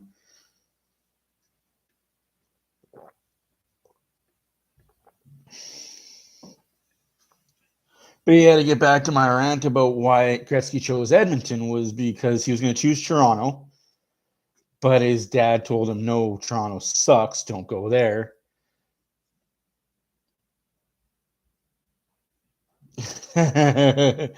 Well, thank you. I appreciate that. Unfortunately, I live too far away from New Jersey. Do you deliver through FedEx? I hear they're a good delivery service. And it was a choice between Edmonton, Winnipeg, who was also coming to the NHL, Toronto, and Detroit. His dad said, don't go to Detroit because you'll always be in Gordie Howe's shadow.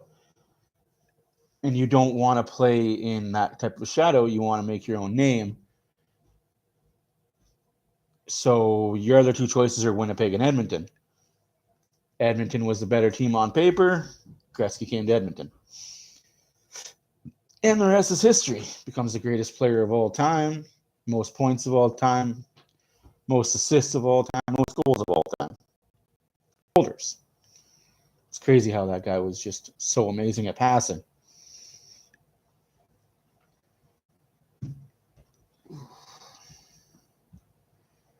Then you could also get into the debate, Lemieux, if he wasn't hurt and didn't have cancer, could have had a better career than Gretzky. Which is true, he could have, had he not been hurt and didn't have cancer. But then again, you don't know. If you had played so much, you don't know what kind of points you put in.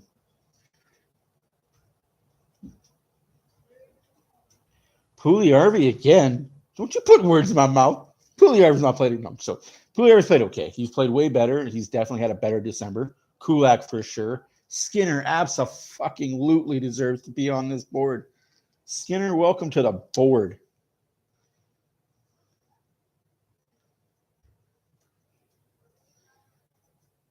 Players to watch for right there. Kulak, Skinner. Actually, I'm going to put those in capitals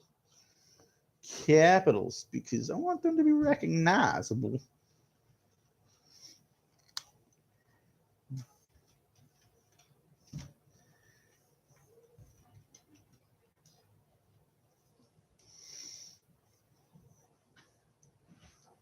Let's hope no big goal scorers are scored.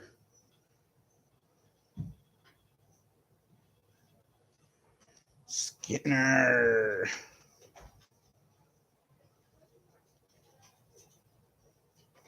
I'm waiting for Puljujärvi to mess up before I put his name up there.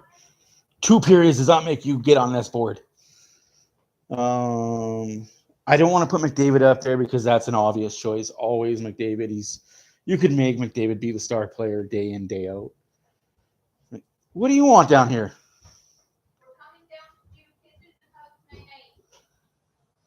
Let the kid enjoy some shine. I'll give him some shine, all right? Some nice old moonshine. Some whiskey drink. Am I giving somebody a hug and kiss? Oh, you want a hug and kiss, do ya? Give me Hunter. I can hold Hunter. Daddy can hold Hunter. I can hold Hunter, and I can hold you. I love you. Night, night. I'll see you in the morning. Yeah, I read that. Bye. And yeah, everything finally arrived. Gotta put the doorbell on. I didn't even hear it. You didn't hear him going nuts? Well, I heard him doing nuts, but I didn't hear the doorbell. Yep.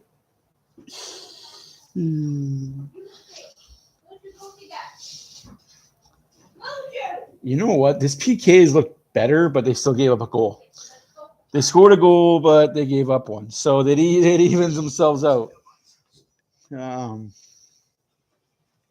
Skinner, if the Oilers hold on to win this game, he will be the biggest story in this game. And I can just imagine the Oilers'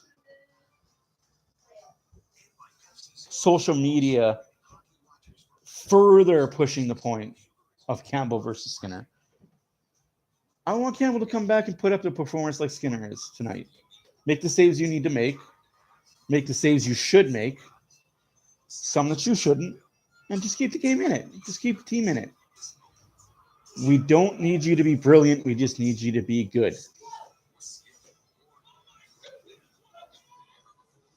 I think that's my biggest thing is we don't need goalies to be amazing. We just need them to be good. Hopefully our defense figures it out, which they're not. Yeah, very thoughtful, Debbie. I do appreciate that, and this kid does love her cookies.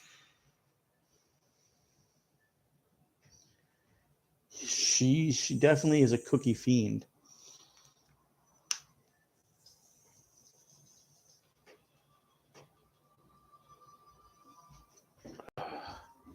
Mushu, stay downstairs, please. Thank you.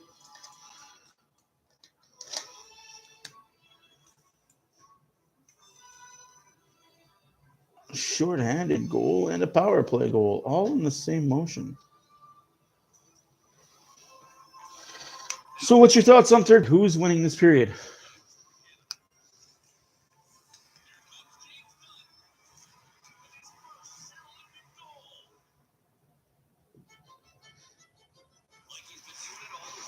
Third period coming up.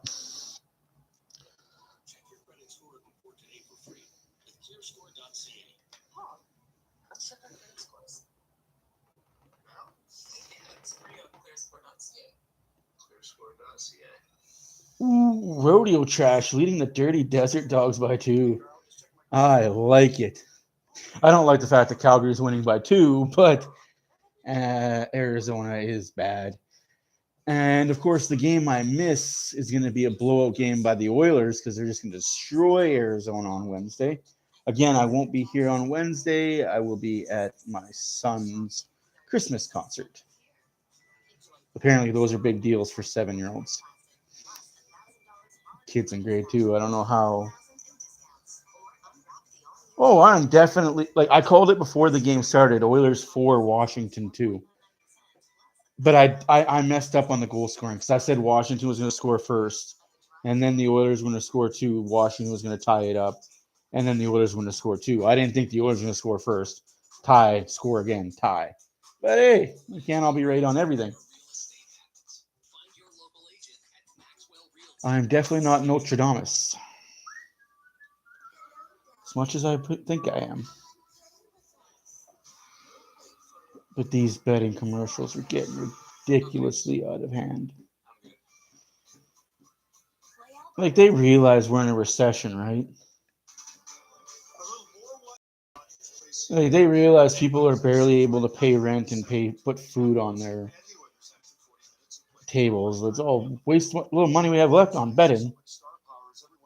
Put $200 onto our site. You might win $50. Yamamoto, he's having himself quite a quiet game. 200th game tonight. Shouldn't I not highlight that being he's at game 200? Shouldn't that be a highlight at the end of the game, my post-game reaction? Or do I have to wait for him to do something special? Despite your young in your career, whether it's still kind of neat to go up against some of the names you mentioned, and in particular, Alexander Ovechkin. Absolutely. I mean, I watched Ovi growing up. I think he's got to be probably close to number 1 ever for goal scored. So I think anytime you go up against him, you get a little bit anxious, but no, it's fun. It's exciting. What's it been like for you to get back into the lineup? It's huge. Anytime you're out, it's not fun. I want to be out there playing with the guys. So I just hope Hyman's not out for 12 games because concussions are a bastard. You could be healthy and ready one day, and the next day you're puking your brains out and can barely see straight. Stay tuned. Our intermission continues right after this. Oh my crap.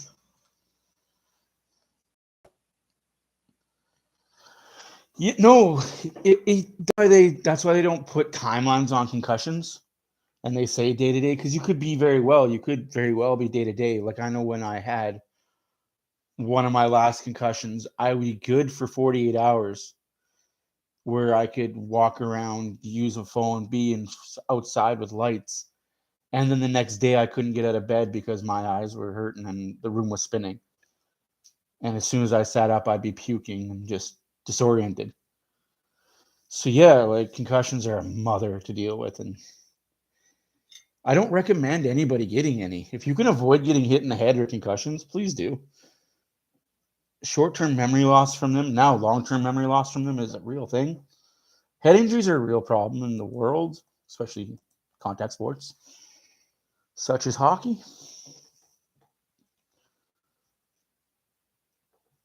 But after two, the other town scoreboard after 2-2-2, Capitals over Capitals and Oilers, 41-19 are your shots. Holy Moses. Calgary 2, Arizona 1. 5 minutes left to play in the second period, 18-12 for the Flames in shots. Montreal and Canucks still have yet to drop the puck. Flyers beat the Avalanche 5-3. Rangers beat the Blues 6-3. The Golden Knights beat the Bruins 4-3 in a shootout. That is your out-of-town scoreboard. More to come at the end of the game.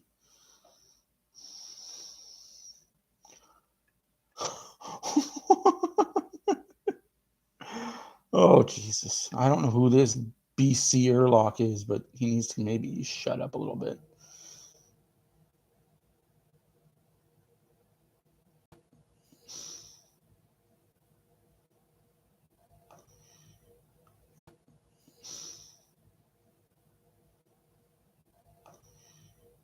He can't score 5-on-5.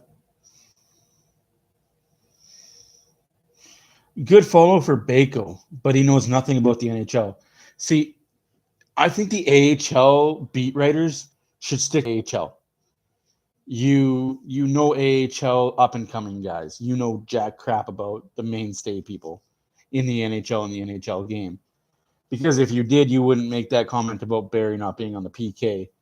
That was Janmark's guy, and Janmark missed that assignment on the PK. That's what that was. And welcome back, Dakota, for sure. Ranger fans, we Ranger fans. We can't all be perfect, but then again, we can't all be Ranger fans either. Those are a special breed of fan, those guys. They still live in the day of 1994 when the New York Oilers hoisted the Stanley Cup for the last time.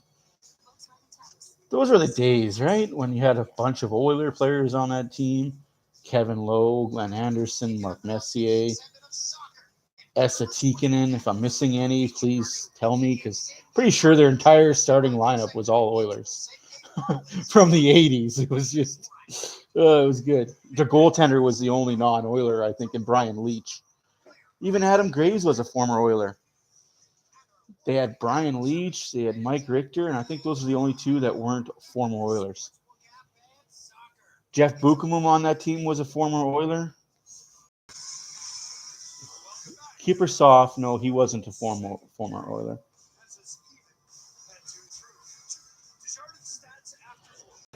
Well, the Kings did it out of trade for Gretzky. That's what that was. It was a King's ransom. They bought those players from the Oilers. Rangers tried. Blues tried too. That 93 season where Yzerman took that shot over Fuhrer's shoulder, that was a shot and a half. That's the decline of Gretzky. I honestly believe that going to the Rangers was Gretzky's declining years. What a backhand. Top shelf.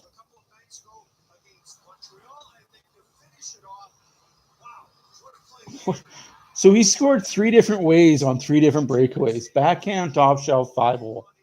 Kid's unpredictable. It's really good.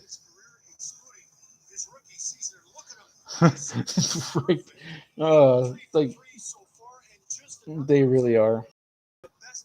This Connor McDavid knows how to play hockey. He knows how to play hockey like Tom Brady knows how to throw a football.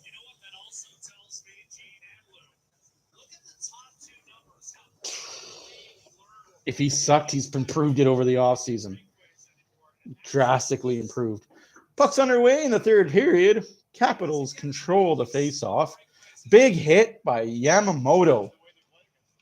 Unfortunately, the Devils were still able to break out. The puck is now in the Oilers' zone. Yamamoto has the puck to Draisaitl. Draisaitl to Yamamoto. Picked up a Draisaitl shot. Save. Rebound. Yamamoto just misses. This is some jump that the Oilers needed to start a period.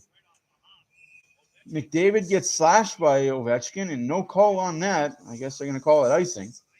So, what a battle there, though, by McDavid and Ovechkin.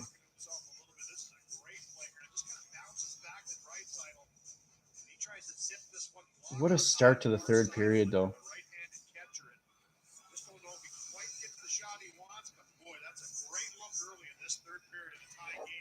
Big face-off here in the Washington zone. 19:33 left to play in the game. 2-2's your score. 41-20 are your shots for the Washington Capitals. Thank you to the 10 people that are viewing. My heartfelt condolences to you to listen to my voice.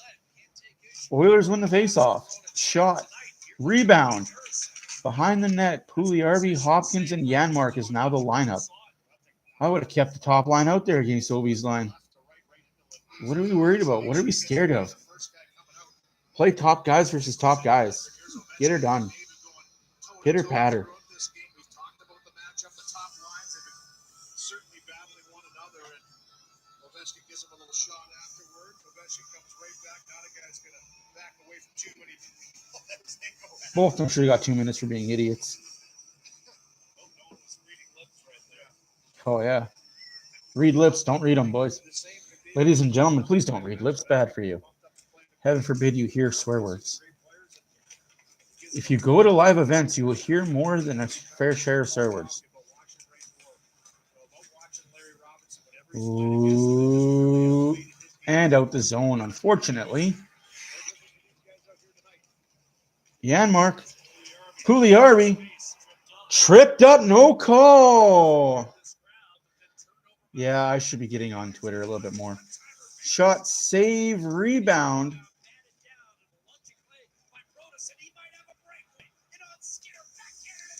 Saved by Skinner on a breakaway. Way to go, Skinner, but it should not have been a breakaway. Oilers just not paying attention at all.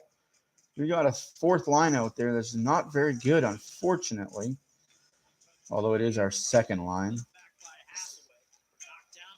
Stuart Skinner, the SSS.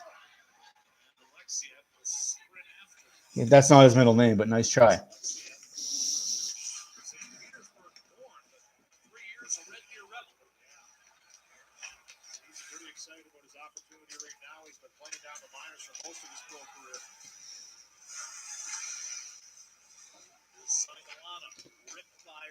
Shot saved. The reason why that's not his middle name is because that's one of his brothers or sister's name is Samuel or Sam. He's got a sister named Sarah and a sister named Sam. All S's. 9 kids and all S's. Mom and Dad love the names S's.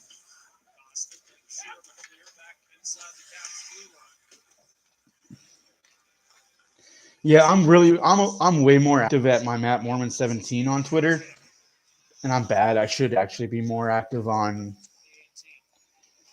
I wish there was a way to make the Oilers After Dark Twitter my main, like, connected to my Matt Mormon one. I comment daily. I start fights. Yeah. Puck was loose there, reffy. Bad call. Puck was loose. Malone looking for his goal. What a shot.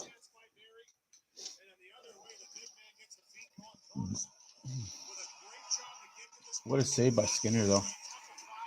This is a period the Oilers need to win.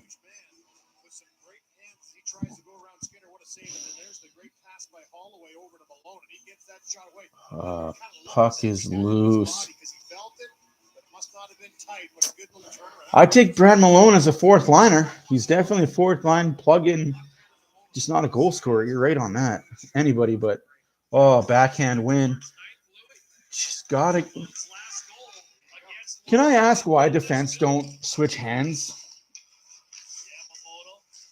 They set up one-timers. Like, that's why I really wish we'd have more set up one-tees at the point. Like, I get it. You want to hold the puck in the zone with your stick rather than your body. Oy.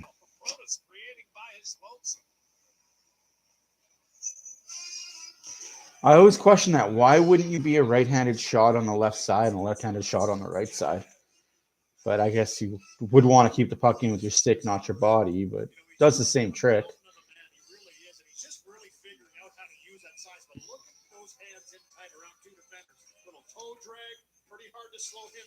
Jeez, that was a good move. Barry did well to keep him to the outside. Face-off in the Oilers zone. Draisaitl gets tossed out. McDavid comes in to take the face-off. Draisaitl's better of the two at the face-offs. Oilers win the face-off, control the puck. McDavid to Draisaitl. Draisaitl by himself, 2-on-1. One hands it to the point, kept in, shot on. McDavid controls the puck. McDavid to Nurse. Nurse, shoot! CC, shoot! Somebody shoot. Yamamoto, giveaway, shot on goal, save. Get it out. Okay, now bad pass. CC just dumping, change. Capitals take over. Shot. Rebound in the corner. Ovechkin has it. Puts it into the corner. Both Oilers fail to take the puck away from Oshie. Ovechkin had puck jump over his stick. Back to Oshie. Shot.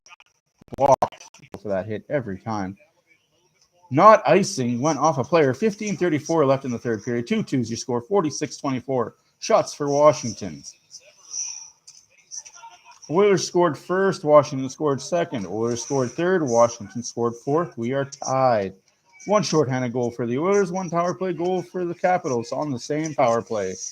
Oilers are 0 for 2 on the power play. Washington is 1 for 3 on their power plays.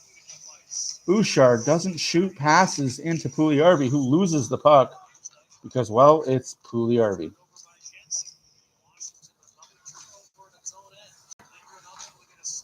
So the Oilers are 0 for 1. We've only had one power play. My correction. Yeah. 50 shots is 50 shots. I will not say nothing bad about that. 50 shots is 50 shots. Skinner has definitely kept the Oilers in this game, and good for the young man. I would like to see it. This is the type of goaltending the Oilers need. Don't be great, just be good enough.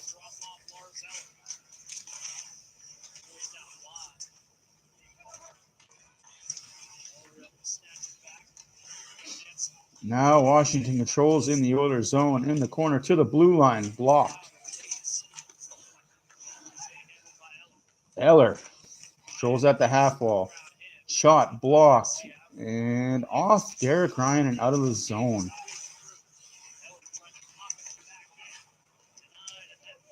Behind the Oilers net now, 13:54 left to play in the game. 2-2, 46-24 shots still for Washington.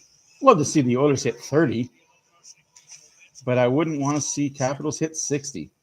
Because if you're being outshot by 30 shots, we got problems.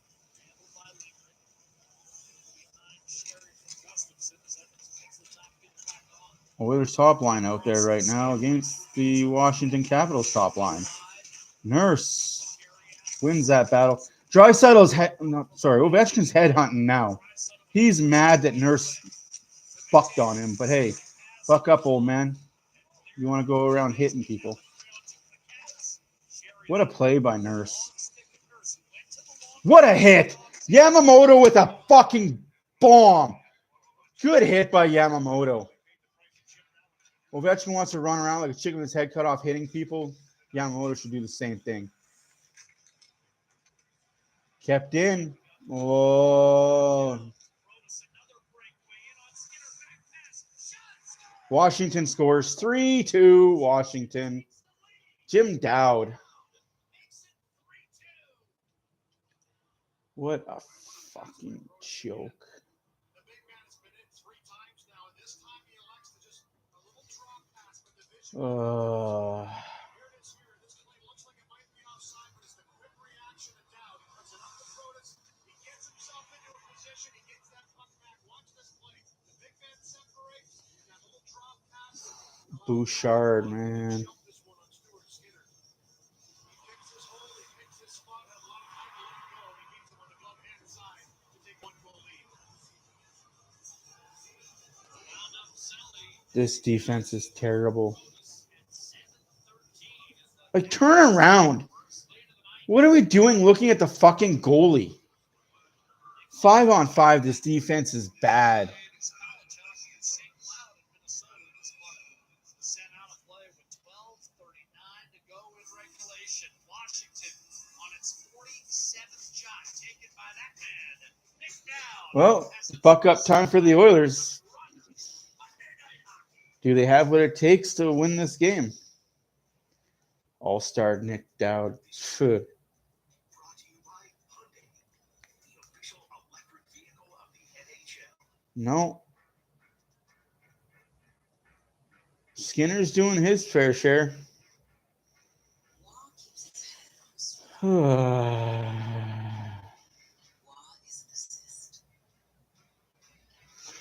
It was always Jim Dowd. I don't know where you thought of Nick. I was like, what? Oh, well. Washington 3, Oilers 2. Big gut check time. Game on.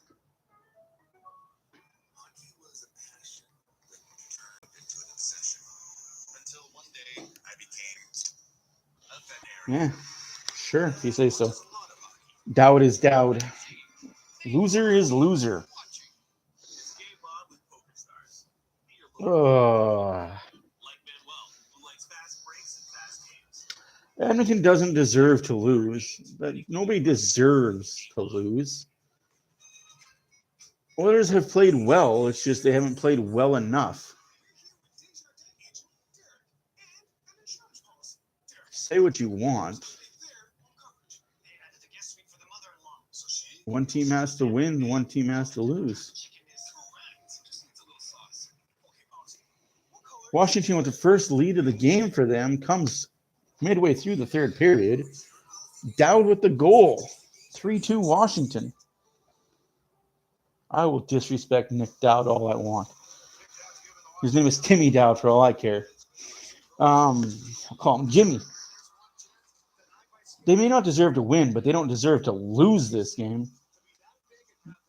They didn't play bad enough to deserve to lose. Like, if they were being outplayed, like, I mean, puck possession was in the Oilers zone 15-5 of time of possession. They took lots of penalties. Yeah. You can win lots of games giving up 50 shots if you take 50 as well. And another face-off loss by Edmonton, and we finally cleared the zone. What are we doing out there? 2 Oiler player flyby. What? It's true. You can lose game. You can win games by giving up 50 if you take 50 as well. Like I said, they're not being outplayed. It's just I'm not dodging the statement. They're not being outplayed. Capitals just took advantage of a bad break. Ooh. If they were being outplayed, the Capitals would have time of possession way more. The Oilers would be taking a lot more penalties. This period, definitely, the Washington Capitals are outplaying the Oilers. Definitely third period. But for most of the game, it has been pretty even keel. Aside from the shots, it's been pretty even. But that's just my 2 cents. To say they don't deserve to win is just kind of lambastant, I guess. Oh, Oilers lose another face-off that they need to win. 48-25 are your shots. 11:43 left in the third period. CC should have just rammed it around the boards, but we'll get it back. Try again. And that's icing. Ooh. Effort was there. Again, I guess I see games differently than most people, and that's okay. We can all watch the same painting but see different effects. We can all look at the same. No, I'm trying to think of a famous painter. I don't know paintings and I don't know famous painters. We can all see a Van Gogh and look at it differently and interpret different things from that picture. But Oilers are being outshot heavily. Down by one. Skinner's definitely been the force and factor of this game. Could be a lot worse. Holloway loses the puck. Boy, that just needs to get on net somehow, some way. Oh, geez. Mercy. Thankfully, it landed in Skinner's lap. Face off deep in the Oilers zone. Oilers just need a quick goal. They score a goal, everything's good. Everybody's happy in Oilers land.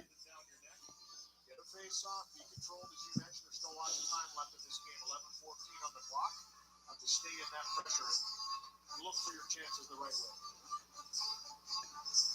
Ellis wins the draw cleanly. I honestly think it'll be a 50-50 room. I think a lot of the players will say they were good but not good enough. I agree. The defense for a 5-minute span was not good enough. For the 3 breakaways they let up, they weren't good enough. But for the most part, they've been good. Here's Barry, Draisaitl to McDavid.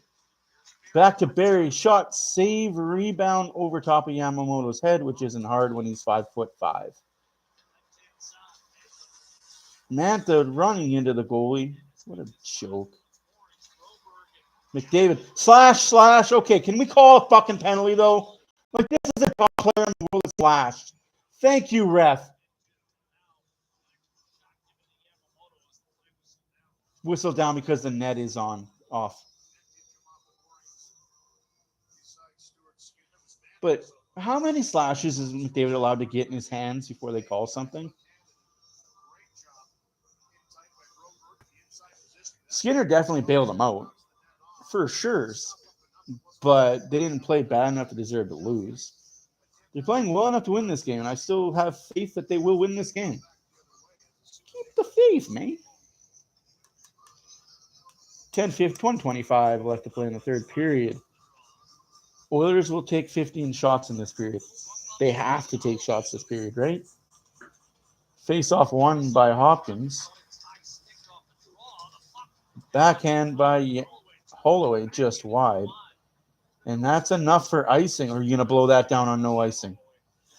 That would have been horrendous had that not been an icing call.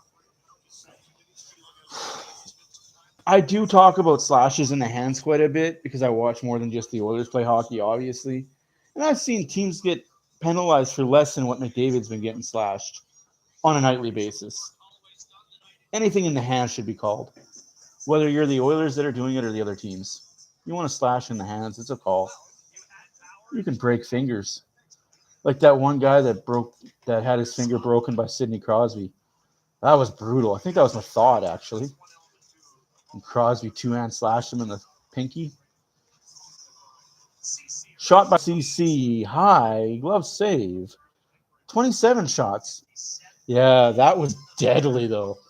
Like, that was deadly. It didn't look like much, though. Like, I'll be honest. When I saw it live, it didn't look like that did any damage, but severed his fucking pinky, man. Jesus.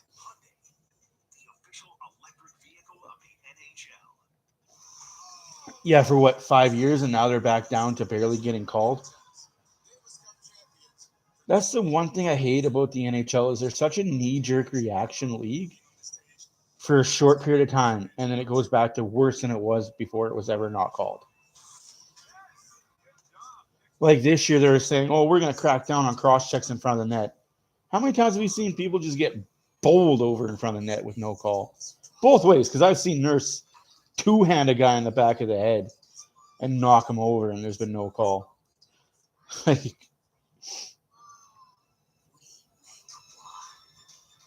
first 5 games of the season, it's called automatically now. It's just, play on.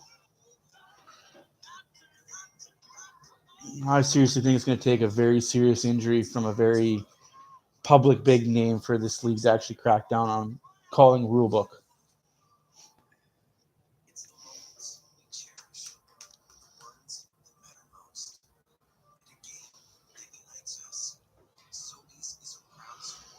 Oh, we got 10 minutes left to play in the third period. Do the Oilers have another comeback in them?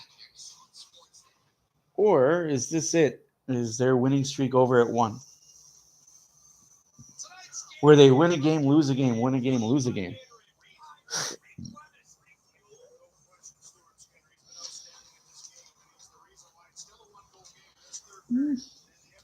I mean, they were up 3-0 before the Bruins came back.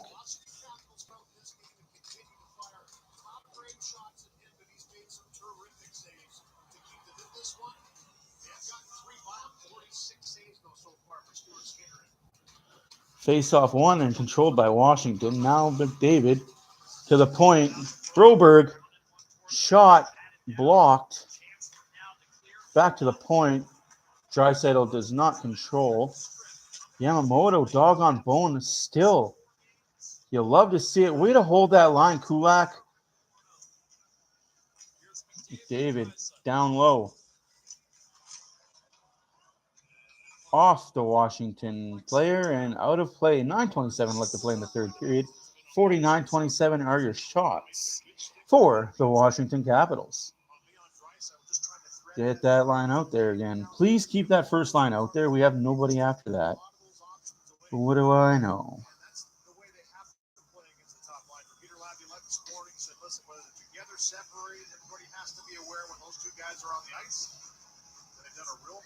Montreal up 1-0 on Vancouver early on in that game. Get out of the way, ref. Drop the puck and go in the corner. Good God, it's called a piston. Figure it out. You learned that in year 1 of reffing school. Shot high off the blocker. Kept in and bounced out. What an unfortunate bounce. Nurse loses the puck that time. That's not unfortunate. That's just Nurse losing a puck battle. Devin Shore has the puck now. Can't mistake that goatee. Attempted to Pugliarvi when Pugliarvi's way down at the other line waiting for a Hail Mary. Holy Spirit Hail Mary, 3 days grace over here. Ooh, Holloway misses the hit, slams the boards rough. 8.5 left to play in the game. Washington content to play the stupid behind the net game. Keep the puck away from the Oilers' attacking players.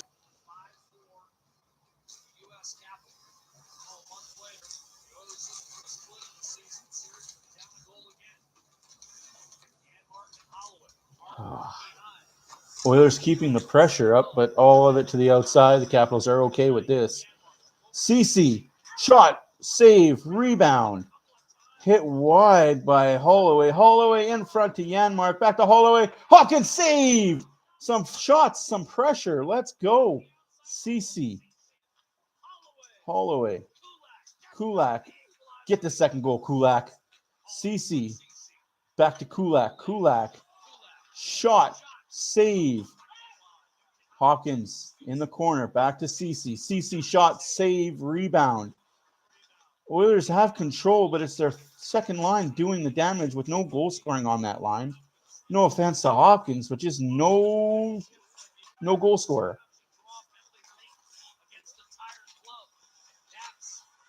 Ceci holds the puck in. Hawkins keeps the pressure. Holloway gets kind of mugged, but we'll let that go. Jesus. Good shift, though, by the boys. 7 minutes left to play in the game. Shots are 49-30. Looking respectable. Here comes Draisaitl. Little chip, but nothing there for him. Not enough for icing. Nurse picks the puck up. Just circles it behind. What a giveaway by Broberg. Oh, we got to get this. defense figured out. Washington now has the puck out because Broberg could not get the puck out the zone. Yamamoto finally does. High off the glass. What's the score? The score's 3-2 Washington. Shots are 49-30 for Washington. 6 minutes left to play in the third period. Oilers scored first, Washington tied. Oilers scored second, Washington tied. And Washington scored in the third period to take the 3-2 lead. Draisaitl loses the puck. Oh, just not there for him right now. Washington is okay with playing the dump and change game. The chip and change, boys. Chip and change. No. Why would he blame this on the refs? Hell no. I am not one of those Oiler fans that blame it on the refs. You call what you call, but if there's nothing to call, then you don't call it. Trust me, Cody. I harp and bag on the refs a lot, but this is not one of those reffing games. Despite what the power plays were, the Washington Capitals have played a very disciplined game. They're not slashing too much. They're hitting. They're controlling with their bodies. Like right there, perfect body play. Clem skates out of the zone, but cannot do anything with it. This is coming down to Oilers did not shoot the puck enough. Washington took advantage of a 5-minute defensive lapse by the Oilers, and that's your game. Hopefully the Oilers can come back and score. 4.5 left to play in the third period. Shots are now still 49-30. I don't know. Hits are 28-18. Like that's that in a nutshell. Washington hits, Oilers don't. It's giveaway. Nobody there because we don't play forward offense. Giveaway. Shot, save, rebound. Defense does a flyby again. Our defense are flybys. Like, fuck me, defense. Pull your heads out of your asses. Oh, we need our defense back. Skinner definitely is player of the game, man. And Washington just skates it down the zone. Hey, I'll take the puck from the red line. Does he hold the zone there? Interesting. Kulak. McDavid to Yamamoto. Yamamoto drops it back to McDavid. Draisaitl hit him. What are we doing, Draisaitl? Why are we doing such stupid things? And Nurse falls over.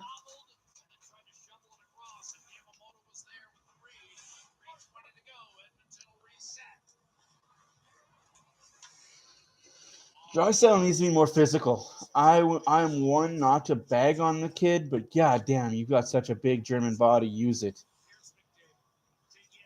Janmark to McDavid. McDavid to the point. CC has it. No shot on that. Just throws it into the corner where Janmark loses it. CC knocks it down. Keeps the puck away from the Washington Capital player. What a play by Barry. Tyson Barry saves a goal. I have to believe that. That's insane right now. Draisaitl just throws it to the middle of the ice blindly. Nothing, nobody there.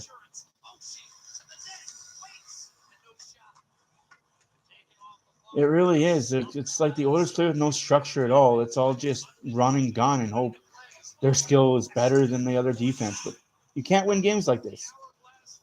Hopkins, 2 minutes left to play in the third period. Up to Holloway, who cannot control it. It's off his stick into the corner where Washington has a free chance to clear. Cannot clear. Holloway just throws it to the middle of the ice. Nobody there. Just blind throw. Should be icing. It is icing. Minute and 52 seconds left. Icing against Washington. Call a timeout. Oilers need a timeout. Get your top line out there against the third line of the Washington Capitals. Like, this has been Hopkins this year in a nutshell.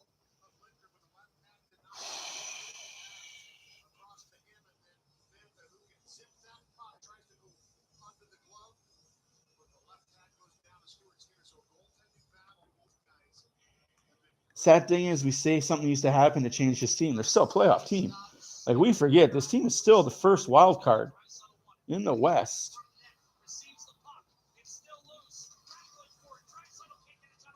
McDavid back to Nurse. Nurse. Hopkins to Draisaitl. Draisaitl down to McDavid. McDavid looking for Hopkins, just not there. And that's kept in. Would have been a hand pass had an Oiler player touched it. Yamamoto to Hopkins. Hopkins back to Yamamoto to Draisaitl. Draisaitl back to the point to Barry. Barry to Nurse. Nurse. Draisaitl taps it instead of taking the... just empty net by the Oilers. Minute and 11 left. Barry to Nurse. Nurse back to Barry. Barry shot high and wide. Yamamoto.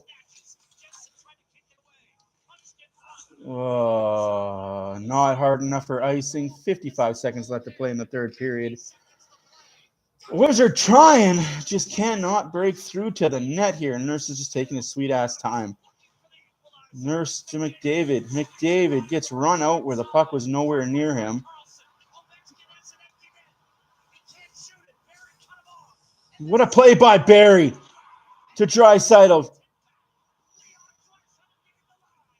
The forward that was up with him cut off.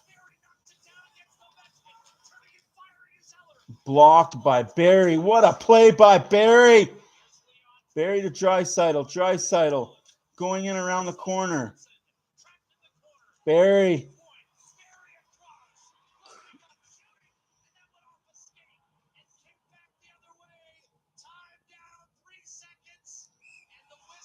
Oh, you could add some time to that clock. You could add some time to that clock, please. Oh. You're freaking right. Barry's being added. Kulak, Skinner, and Barry are your three players of the game. Win or lose, Oilers may lose the game and still be 14-12. Washington will improve to 11-12-4. One team is still in the playoffs. The other team is not.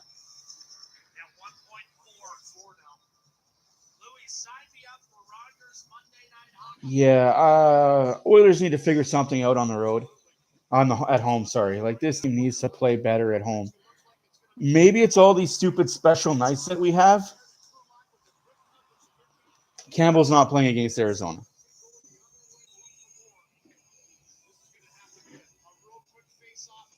Campbell's not playing against Arizona. I'd put Skinner in net against Arizona. Thank you for the 40 subscribers on YouTube. Guys, you are amazing. 40 subscribers on YouTube, 100 followers on Facebook. All told, I love it. Thank you, guys. Appreciate you. Oilers 3-2. Capitals outshoot the Oilers heavily. Skinner is amazing in this game. Just not enough. Oilers just did not play enough. They had a 2-minute stretch of stupid defense, let in 3 breakaways. It's bound to cost them. Team needs to play better defensively. Oilers lose 3-2. On to Arizona on Wednesday. Thank you for watching. My name is Matt for Oilers After Dark. Peace and love, everybody. Enjoy your night.